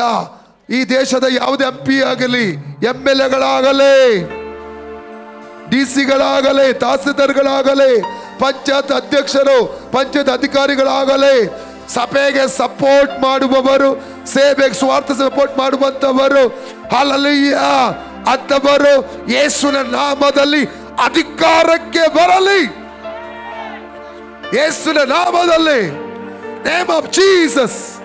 ಓ ರಕ ಶಕೆ ರಿಬ ಲಬ ರಕ ಲಬಕ ಸೆಂದಲಿಕ್ಕೆ ತೊರಬ ರೋಕ್ರೋ. ಇನ್ನೊಂದು ಹೇಳಬೇಕು, ಎಲ್ಲ ಮೋಸಗಳು ನಾನು ಕೇಳಿದ್ದೇನೆ, ಅದು ಸತ್ಯವ ಸುಳ್ಳು ಗೊತ್ತಿಲ್ಲ. EVM ಮೇಲೆ ಕೆಲವು ಮೋಸಗಳು ನಡೀತದೆ ಎಂಬುದು ಕೇಳಲ್ಪಟ್ಟಿದ್ದೇನೆ. ಎಷ್ಟು ಸತ್ಯ ಎಷ್ಟು ಸುಳ್ಳು ನಮಗೂ ಕೂಡ ಗೊತ್ತಿಲ್ಲ, ಆದರೆ ನಾವು ಪ್ರಾರ್ಥಿಸಬೇಕು. ಹಲ್ಲಲುಯ್ಯ, ಡಿಕ್ಲೇರ್ ಮಾಡುವ ಎಲ್ಲ EVM ಮೋಸಗಳು, ಅದರ ಹಿಂದಿರುವಂತ ದುರಾತ್ಮನ ಕ್ರಿಯೆಗಳು ಅಳಿದು ಹೋಗಲಿ, ನಾಶವಾಗಲಿ, ಅಳಿದು ಹೋಗಲಿ, ಅಳಿದು ಹೋಗಲಿ. ಓರಕ ಶಕರ ಬಲ. ದೇವರ ಉದ್ದೇಶ ಮಾತ್ರ ಈ ದೇಶದ ಮೇಲೆ ಏನಿದೆಯೋ ಅದು ನೆರವೇರಲಿ. Name of Jesus, name of Jesus. Bharata ದೇಶಕ್ಕೆ ಯೇಸು ಕ್ರಿಸ್ತನ ಒಡೆತನವನ್ನು ನಾವು ಘೋಷಣೆ ಮಾಡ್ತಾ ಇದ್ದೇವೆ. ಭಾರತ ದೇಶದ ಮೇಲೆ ಯೇಸು ಕ್ರಿಸ್ತನ ಒಡೆತನವನ್ನು ಘೋಷಿಸ್ತೇವೆ. ಭಾರತ ದೇಶದಲ್ಲಿರುವ ಎಲ್ಲ ಜನರ ಮೇಲೆ ರಕ್ಷಣೆಯನ್ನು ಯೇಸುವಿನ ನಾಮದಲ್ಲಿ ಘೋಷಿಸ್ತಾ ಇದ್ದೇವೆ. ಹೊರಕ ಲಮಕ ಸೆಕೆರಿಯಂದಲು ಲೋಕರೋ ಬೆಲೆಕೆ ಸೆಕೆರಿ ಬಾಲತಬ ಲಬ್ರಕ ಸೊಕ್ರೋತೋ ಲಿಬ್ರಾಂದೆ. Thank you lord, thank you lord, thank you lord. ಹೊರಕ ಲಬ. ಪ್ರಾರ್ಥಿಸ್ರಿ. ಕುರುಡುತನ ಆತ್ಮ 2 Corinthians 4:3 and 4 ಓದಿ. ಓದಿದ್ದು ಪ್ರೇಯರ್ ಮಾಡುದು, ಓದುದು ಪ್ರೇಯರ್ ಮಾಡುದು. ಹೋಗಿ 2 Corinthians 4:3-4 ವಾಕ್ಯ ಬೇಗ ಬೇಗ ಓದಿ ಯಾರಾದ್ರು. ಓ ರಮಕ ಶಕರ ಬಲಬ ರೇಕೆ ರಿಬಕ ಸಂದಲಿಕೆ ತುರಬ. Thank you lord, thank you lord. ನಾವು ಸಾರುವ ಸ್ವಾರ್ಥೆಯು ಕೆಲವರಿಗೆ ಮರೆಯಾಗಿರುವುದಾದರೆ ನಾಶನ ಮಾರ್ಗದಲ್ಲಿರೋರಿಗೆ ಮರೆಯಾಗಿರುವುದು. ಇವರಲ್ಲಿ ದೇವರ ಪ್ರತಿರೂಪವಾಗಿರುವ ಕ್ರಿಸ್ತನ ಪ್ರಭಾವವನ್ನು ತೋರಿಸುವ ಸ್ವಾರ್ಥೆಯ ಪ್ರಕಾಶವು ಉದಯವಾಗಬಾರದೆಂದು ಈ ಪ್ರಪಂಚದ ದೇವರು ನಂಬಿಕೆ ಇಲ್ಲದವರ ಮನಸ್ಸನ್ನು ಮಂಕು ಮಾಡಿದನು. ಇಂಗ್ಲಿಷ್ ಅಲ್ಲಿ, ಆಂಗ್ಲದಲ್ಲಿ, ಇನ್ whom the God of this world hath blinded the minds of them. Mind ಅನ್ನು ಬೈಂಡ್ ಮಾಡಿದಾನೆ, ಕುರುಡು ಮಾಡಿದಾನೆ, ಬ್ಲೈಂಡ್ ಮಾಡಿದಾನೆ. which believe not, lest the light of the glorious gospel of Christ, who is the image of God, should shine unto them. ಕುರುಡುತನದ ಆತ್ಮವನ್ನು ನಾವು ಗದರಿಸಲಿಕ್ಕಿದ್ದೇವೆ. ಎಲ್ಲ ನನ್ನ ಜೊತೆಯಲ್ಲಿ ಹೇಳಿ, ಯೇಸು ಕ್ರಿಸ್ತನ ನಾಮದಲ್ಲಿ ಭಾರತದ ದೇಶದ ಮೇಲೆ, ಎಲ್ಲ ಭಾರತ ದೇಶದಲ್ಲಿ ಪ್ರಜೆಗಳ ಮೇಲೆ ಕ್ರಿಯೆ ಮಾಡುತ್ತಿರುವಂತಹ ಅವರ ಕಣ್ಣುಗಳನ್ನು ಕುರುಡು ಮಾಡಿ ಸುವಾರ್ತೆಯನ್ನು ನಮ್ಮದಂತೆ ತಡೆಯುವಂತಹ ದುರಾತ್ಮವನ್ನು ಯೇಸುವಿನ ನಾಮದಲ್ಲಿ ಬಂಧಿಸ್ತೇವೆ. ಅದರ ಬಾರ ಮುರಿಯುತ್ತೇವೆ. ಜನಗಳನ್ನು ಬಿಟ್ಟು ಹೋಗೆಂದು ಯೇಸು ನಾಮದಲ್ಲಿ ಆಜ್ಞಾಪಿಸ್ತಾ ಇದ್ದೇವೆ. ಕುರುಡುತನಾತ್ಮ ಬಿಟ್ಟು ಹೋಗಲಿ ಯೇಸುವಿನ ನಾಮದಲ್ಲಿ, ಯೇಸು ನಾಮದಲ್ಲಿ. ಕುರುಡುತನಾತ್ಮ ಬಿಟ್ಟು ಹೋಗಲಿ. ಹೇಳಿ ಹೇಳಿ, ಬಿಟ್ಟು ಹೋಗಲಿ. ನೀವು ಜನಗಳನ್ನು ಬಿಟ್ಟು ಹೋಗಲಿ. ಆತ್ಮಿಕ ಕಣ್ಣುಗಳು ತೆರೆಯಲ್ಪಡಲಿ. ಸ್ವಾರ್ಥ ಸತ್ಯ ಅರಿತುಕೊಳ್ಳಲಿ. Name of Jesus.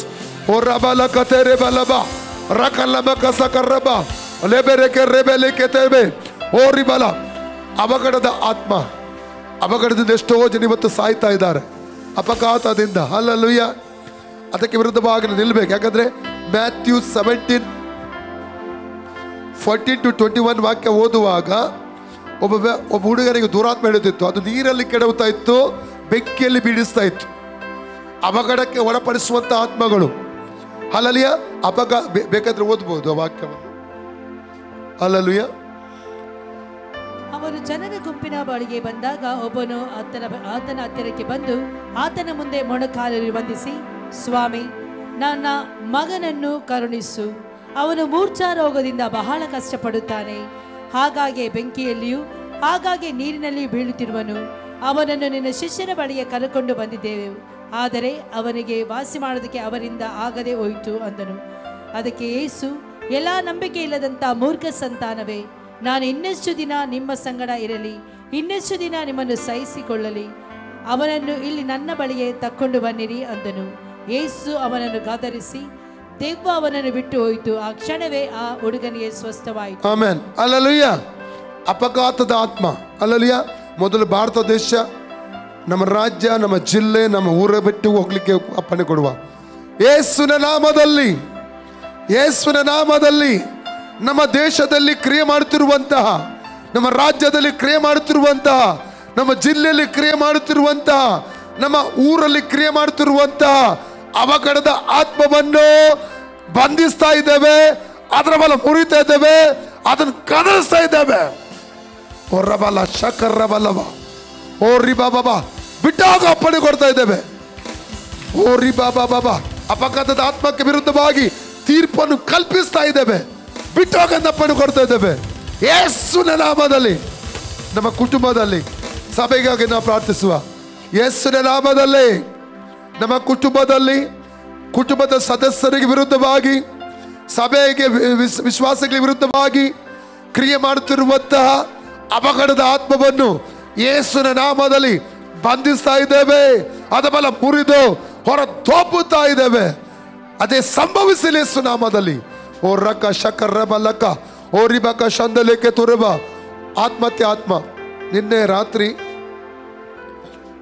ರಾತ್ರಿ ತುಂಬ ದಿವಸಗಳ ನಂತರ ಫಸ್ಟ್ ಟೈಮ್ ನಾನು 12 ಗಂಟೆಗೆ ಮಲಗಿದ್ದು.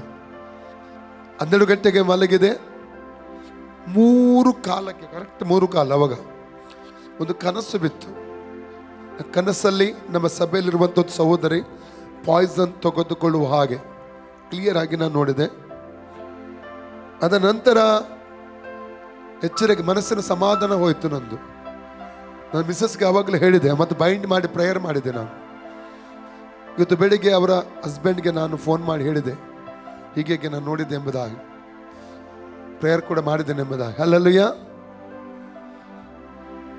ದೇವರು ಅದ್ಭುತ ಮಾಡಿ ನಾವು ಪ್ರೇಯರ್ ಮಾಡುವ. ಹಲ್ಲೆಲೂಯಾ.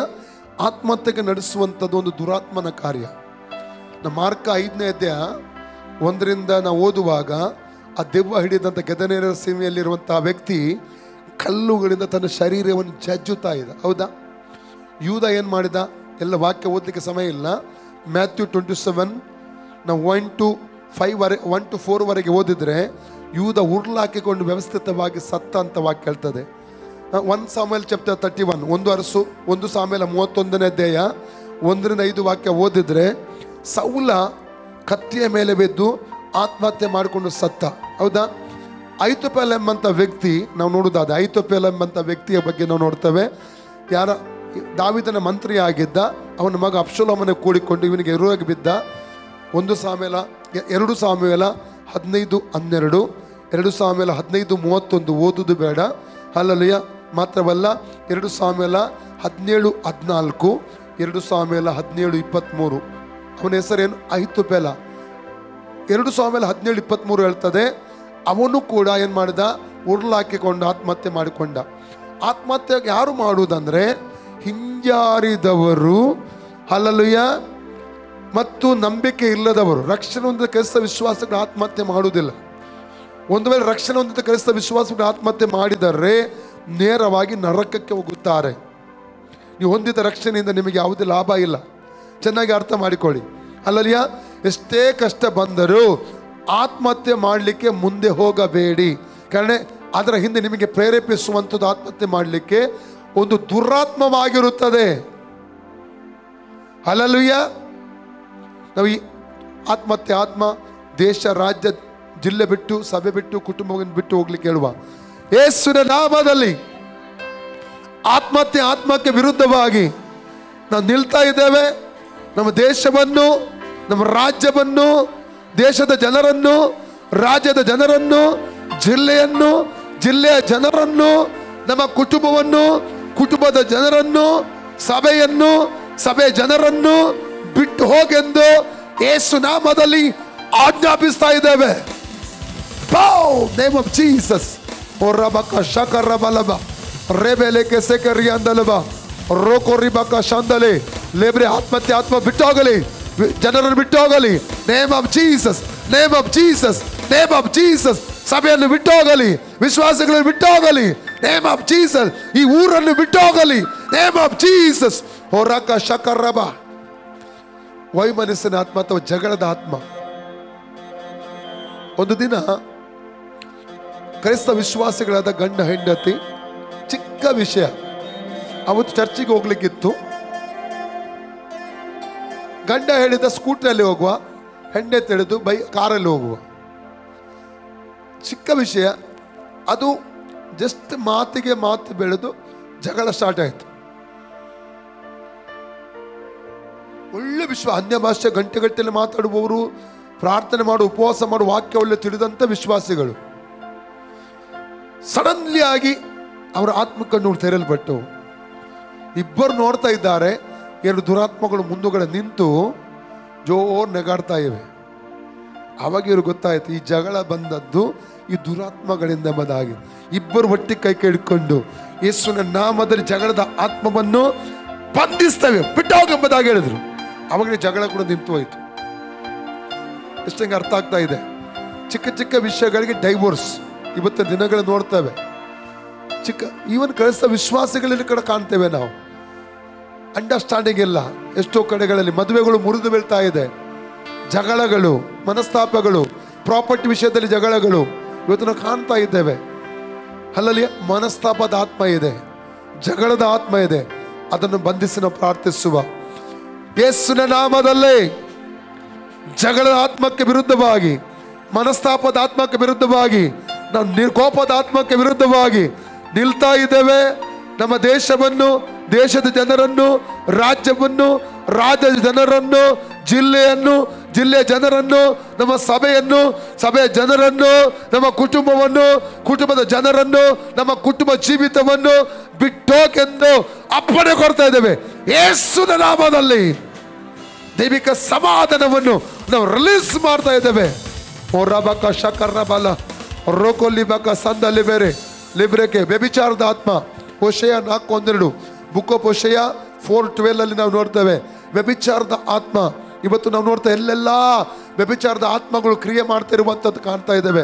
ಚಿಕ್ಕ ಚಿಕ್ಕ ಮಕ್ಕಳು ಅಂತ ಪಾಪಕ್ಕೆ ಬಲಿಯಾಗಿ ಒದ್ದಾಡ್ತಾ ಇರುವಂಥದ್ದನ್ನು ಕೂಡ ಕಾಣ್ತಾ ಇದ್ದೇವೆ. ಎಷ್ಟೋ ಮಕ್ಕಳ ಮೇಲೆ ಅತ್ಯಾಚಾರಗಳು ನಡೀತಿರುವಂಥದ್ದು ಕಾಣ್ತವೆ. ಚಿಕ್ಕ ಚಿಕ್ಕ ಮಕ್ಕಳು ಒತ್ತಾಯ ಪೂರ್ವಕವಾಗಿ ವೈಶ್ಯವಾಟಿಕೆಗೆ ತಳ್ಳಲ್ಪಡುವಂಥದ್ದನ್ನು ನಾವು ಕಾಣ್ತಾ ಇದ್ದೇವೆ. ಪ್ರಿಯರೇ, ಅಲ್ಲಲ್ಲಿಯ ಈ ವ್ಯಭಿಚಾರದ ಆತ್ಮಕ್ಕೆ ವಿರುದ್ಧವಾಗಿ ನಾವು ನಿಲ್ಲುವವರಾಗಿರಬೇಕು. ವೈಶ್ಯವಾಟಿಕೆ ಆತ್ಮಕ್ಕೆ ವಿರುದ್ಧವಾಗಿ ನಾವು ನಿಲ್ಲುವವರಾಗಿರಬೇಕು. ದೇವರು ಅದನ್ನು ಮುರಿದಾಕಿ ಜನರನ್ನು ಫ್ರೀ ಮಾಡಲಿ ಎಂಬುದಾಗಿ ನಾವು ಘೋಷಿಸುವ. ಪ್ರಿಯರೇ, ಹೊರಕ ಶಕರ ಬಲ ಯೇಸುವಿನ ನಾಮದಲ್ಲಿ ವ್ಯಭಿಚಾರದ ಆತ್ಮಕ್ಕೆ ವಿರುದ್ಧವಾಗಿ ನಾವು ನಿಲ್ಲುತ್ತಾ ಇದ್ದೇವೆ. ನಮ್ಮ ದೇಶವನ್ನು, ದೇಶದ ಜನರನ್ನು, ರಾಜ್ಯವನ್ನು, ರಾಜ್ಯದ ಜನರನ್ನು, ಜಿಲ್ಲೆಯನ್ನು, ಜಿಲ್ಲೆಯ ಜನರನ್ನು, ನಮ್ಮ ಊರನ್ನು, ಊರಿನ ಜನರನ್ನು, ನಮ್ಮ ಸಭೆಯನ್ನು, ಸಭೆಯ ಜನರನ್ನು, ನಮ್ಮ ಕುಟುಂಬವನ್ನು, ಕುಟುಂಬದ ಜನರನ್ನು ಬಿಟ್ಟೋಗೆಂದು ಅಪ್ಪಣೆ ಕೊಡ್ತೇವೆ. ಯೇಸುವಿನ ನಾಮದಲ್ಲಿ spirit of adultery we bind in the name of Jesus. ಬಿಟ್ಟೋಗು. ಓರಬಕ ಶಕರಬಲಬ ರಕರಬ.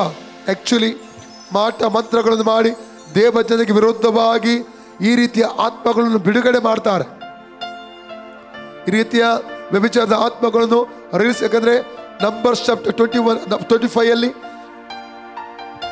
ಅರಣ್ಯಕಾಂಡ 25 1ನೇ ವಾಕ್ಯದಲ್ಲಿ ಓದುವುದಾದ್ರೆ, ಈ ಬಾಲಕನು ಏನ್ ಮಾಡಿದ? ಮೋಬೇರ ಅರಸ ಮಾಟಗಳನ್ನು ಮಂತ್ರಗಳನ್ನು ಮಾಡಿ ಈ ಸ್ತ್ರೀಯರನ್ನು ಮುಂದೆ ಬಿಟ್ಟು ಅವ್ರು ವ್ಯಭಿಚಾರ ಮಾಡುವ ಹಾಗೆ ಮಾಡಿ, ಅವ್ರ ಪಾಪದಲ್ಲಿ ಬೀಳುವ ಹಾಗೆ ಮಾಡಿ, ದೇವರ ಹಸ್ತವು ಅವರಿಗೆ ವಿರೋಧವಾಗಿ ಬರುವಂತೆ ದೇವಜನರಿಗೆ ಮಾಡಿದ್ದನ್ನು ನೋಡ್ತೇವೆ ನಾವು.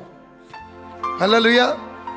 ಇವತ್ತಿನ ದಿನಗಳಲ್ಲಿ ನಾವು ನೋಡ್ತೇವೆ ಎಷ್ಟೋ ಕೆಲವೊಂದು ವಿಶ್ವಾಸಿಗಳು ಪಾಪದಲ್ಲಿ ಬೀಳುವಾಗ, ಕೆಲವೊಂದು ಸೇವಕರು ಪಾಪದಲ್ಲಿ ಬೀಳುವಾಗ ಕೆಲವೊಬ್ಬರು ಏನು ಮಾಡ್ತಾರೆ? ಮಾತಾಡ್ತಾರೆ, ನೆಗಾಡ್ತಾರೆ, ಅವರನ್ನು ಖಂಡಿಸ್ತಾರೆ. ಅದು ಒಂದು ತಿಳ್ಕೋಬೇಕು. ಕ್ರೈಸ್ತ ವಿಶ್ವಾಸಿಗಳಾಗಿರ್ಬೋದು, ದೇವ ಸೇವಕರಾಗಿರ್ಬೋದು, ಒಂದು ಆತ್ಮಿಕ ಯುದ್ಧದಲ್ಲಿ ಇದ್ದಾರೆ. ಅಲ್ಲೂಯ. ಪ್ರಾರ್ಥನಾ ಪೂರ್ವಕವಾಗಿ ದೇವ ಜನರಿಗಾಗಿ, ದೇವ ಸೇವಕರಿಗಾಗಿ ಅವ್ರ ಜೊತೆ ನಿಲ್ಲುವಂಥದ್ದು, ಅವರ ಜೊತೆ ನಿಲ್ಲುವಂಥದ್ದು ಸಭೆಯ ಜವಾಬ್ದಾರಿ.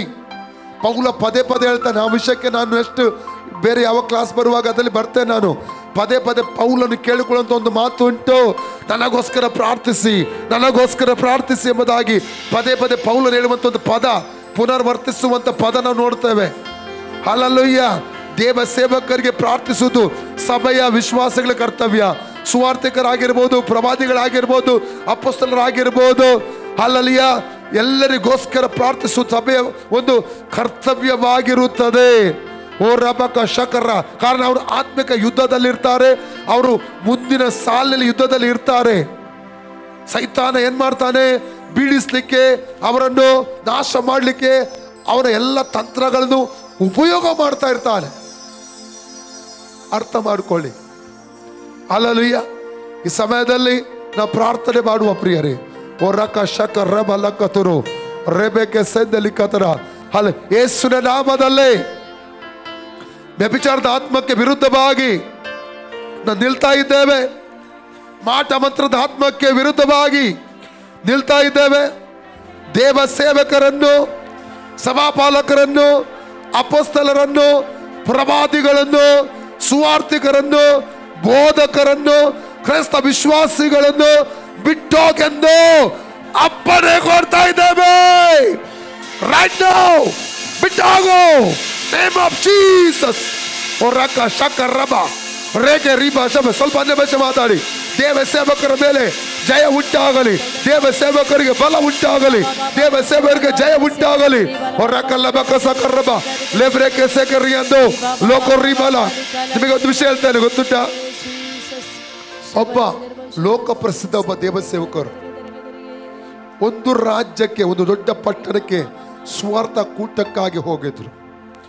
ಅಲ್ಲಿ ಹೋದಾಗ ಜಸ್ಟ್ ಅವರು ಏರ್ಪೋರ್ಟ್ ಅಲ್ಲಿ ಇಳಿದು ಕಾರವನ್ನು ಬಂದು ಕರ್ಕೊಂಡು ಹೋಗ್ಲಿಕ್ಕೆ ಇಳಿದ್ರಷ್ಟೇ ಸರಾಯಿ ಕುಡಿಯುವ ಅವ್ರ ಲೈಫಲ್ಲಿ ರಕ್ಷಣೆ ಹೊಂದಕ್ಕೆ ಮುಂಚೆ ಸಮೇತ ಸರಾಯಿ ಕುಡಿದ ವ್ಯಕ್ತಿ ಅಲ್ಲ ಅವರು. ಸರಾಯಿ ಕುಡಿಯುವಂಥವ್ರಿಗೆ ತುಂಬಾ ಒತ್ತಡ ಬಂತು. ಅವರು ನಡುಗಲಿಕ್ಕೆ ಆರಂಭಿಸಿದ್ರು.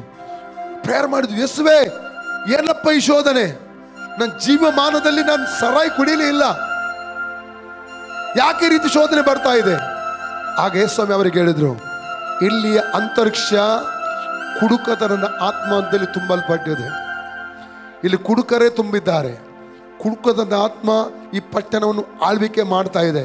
ನಿನ್ನ ಪೊಸಿಷನ್ ನಿಲ್ಲು, ಅದನ್ನು ಗದರಿಸು, ಅದು ಬಿಟ್ಟು ಹೋಗ್ತದೆ ಎಂಬುದಾಗಿ ಹೇಳಿದ್ರು. ಯೇಸುವಿನ ನಾಮದಲ್ಲಿ ಅವರು ನಿಂತು ಅದನ್ನು ಗದರಿಸಿದಾಗ ವಾತಾವರಣ ಕ್ಲಿಯರ್ ಆಯ್ತು. ಎಷ್ಟಂಗೆ ಅರ್ಥ ಆಗ್ತಾ ಇದೆ?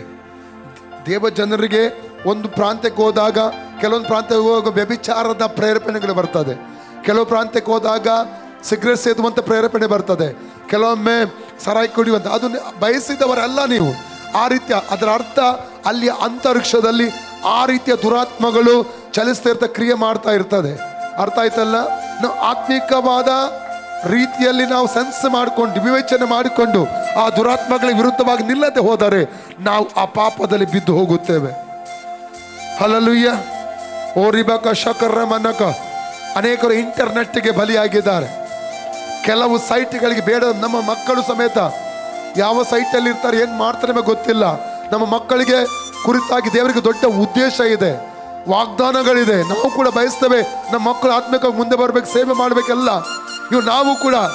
ಆದರೆ ನಮಗೆ ಕೆಲವೊಂದು ಬಿಡ್ಲಿಕ್ಕೆ ಆಗ್ತಾ ಇಲ್ಲ, ಮಕ್ಕಳಿಗೆ ಕೆಲವೊಂದು ಬಿಡ್ಲಿಕ್ಕೆ ಆಗ್ತಾ ಇಲ್ಲ. ಈ ಇಂಟರ್ನೆಟ್ ಇವತ್ತು ಯೂಟ್ಯೂಬ್ ಆಗಿರ್ಬೋದು, ತಪ್ಪಾದ ರೀತಿಯಲ್ಲಿ ಜನರನ್ನು ಬಂಧನದಲ್ಲಿಟ್ಟುಕೊಂಡಿದೆ. ಯೂಟ್ಯೂಬ್ ನೋಡು ತಪ್ಪಂತ ಹೇಳ್ತಾ ಇಲ್ಲ, ವಾಕ್ಯ ನೋಡಬಹುದು, ಸೇವೆಗಳನ್ನು ನೋಡಬಹುದು, ವಾಕ್ಯ ಕೇಳಬಹುದು, ಅದರಲ್ಲಿ ಬೇರೆ ಬೇರೆ ಒಳ್ಳೆ ಕಾರ್ಯಗಳು ಉಂಟು. ಆದರೆ ಕೆಲವೊಬ್ಬರು ಒಳ್ಳೆ ಕಾರ್ಯ ನೋಡ್ಲಿಕ್ಕೆ ಓಡಿ ತಪ್ಪಾದ ಕಾರ್ಯ ನೋಡಿ ಅಂತ ಬಂಧದ ಸಿಕ್ಕಾಕೊಳ್ತಾರೆ. ಅದನ್ನು ಬಿಡುಗಡೆ ಹೊಂದಕ್ಕೆ ಅವ್ರಿಗೆ ಆಗ್ತಾ ಇಲ್ಲ. ಇದು ಸೈತಾನನ ತಂತ್ರಗಳಲ್ಲಿ ಒಂದಾಗಿದೆ ಪ್ರಿಯರೇ. ನಾವು ಪ್ರಾರ್ಥಿಸೋಣ, ಘೋಷಣೆ ಮಾಡೋಣ. ನಜರೇತನ ಯೇಸು ನಾಮದಲ್ಲೇ ಕ್ರೈಸ್ತ ವಿಶ್ವಾಸಿಗಳಿಗಾಗಿ, ಕ್ರೈಸ್ತ ವಿಶ್ವಾಸಿಗಳನ್ನು, ಕ್ರೈಸ್ತ ವಿಶ್ವಾಸಿಗಳ ಮಕ್ಕಳನ್ನು, ದೇವ ಸೇವಕರ ಮಕ್ಕಳನ್ನು ಆ ದೇವರ ಅಧೀನಕ್ಕೆ ಒಪ್ಪಿಸಿಕೊಡ್ತವೆ. ಅವರಿಗೆ ವಿರೋಧವಾಗಿ ಇಂಟರ್ನೆಟ್, ಯೂಟ್ಯೂಬ್, ಇನ್ಸ್ಟಾಗ್ರಾಮ್, ತಪ್ಪಾದ ವೆಬ್ಸೈಟ್ಗಳು ಇಂಥದರಲ್ಲಿ ಅಧೀನಪಡಿಸುವಂತ ಗುಲಾಮಗಿರಿಗೆ ನಡೆಸಿ ಪಾಪಕ್ಕೆ ಪ್ರೇರೇಪಣೆ ಕೊಟ್ಟು ಪಾಪದ ಬಂಧನಲ್ಲಿರಿಸುವಂತ ಆ ದುರಾತ್ಮಗಳಿಗೆ ವಿರುದ್ಧವಾಗಿ ಯೇಸು ಕ್ರಿಸ್ತನ ಹೆಸರಿನಲ್ಲಿ ನಾವು ನಿಲ್ತಾ ಇದ್ದೇವೆ. ಅವುಗಳ ಬಲವನ್ನು ಮುರಿಯುತ್ತಾ ಇದ್ದೇವೆ. ಜನರು ಸ್ವತಂತ್ರವಾಗಲಿ, ಫ್ರೀ ಆಗಲಿ. Name of Jesus. ಹೊರಕಲ್ಲಮಕತರು ರೇಬೆಲೆಕೆ ಸೆಕರು ಲೇಬರೆಕೆ ಸಂದಲೆ. ಸ್ವಲ್ಪ ಸಮಯ ಅನ್ಯ ಭಾಷೆ ಮಾತಾಡುವ. ಅರ್ಬಲಕ ಸೆಕರ್ ರಬಾ ಬಾಬಾ ಓ ರಿಬಾ ಬಾಬಾ ಬಾಬಾ ಬಾಬಾ ರಿಬಾ ಬಾಬಾ ರಿಬಾ ಬಾಬಾ ರಿಬಾ ಬಾಬಾ ರೋಕೋ ರಿಬಾ ರಬಾ ರಬಾ ರಬಾ ಶಂಕರ್ ರಬಲಕ ಸಂದೆ.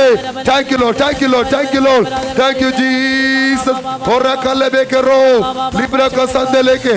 Hallelujah, hallelujah. ನಾನು ಕೇಳಲ್ಪಟ್ಟಿದ್ದೇನೆ, ಇವತ್ತಿನ ಮೆಡಿಕಲ್ ಮಾಫಿಯಾ ಒಂದು ರೋಗಕ್ಕೆ ಒಂದು ಮದ್ದು ತಗೊಳ್ಳುವಾಗ ಆ ಮದ್ದು ತಗೊಂಡಂತ ವ್ಯಕ್ತಿ ಇನ್ನೂ 2 ರೋಗಕ್ಕೆ ತುತ್ತಾಗುತ್ತಾನೆ. ಕೇಳಲ್ಪಟ್ಟ ಸತ್ಯ ನಾನು ಹೇಳುತ್ತಿರುವಂತ. ಇನ್ನು ಕೆಲವು ಕಡೆ ರೋಗಗಳು ಉತ್ಪನ್ನ ಆಗುವುದಕ್ಕಾಗಿ ಮಾಟ ಮಂತ್ರಗಳನ್ನು ಹೋಮಗಳನ್ನು ಮಾಡುವುದು ಕೂಡ ಇರ್ತದೆ ಅಂತೆ. ಈ ಮಕ್ಕಳ ಬಲಿಗಳನ್ನು ಕೊಡ್ತಾರಂತೆ ಹಾಸ್ಪಿಟಲ್ಗಳಿಗೆ.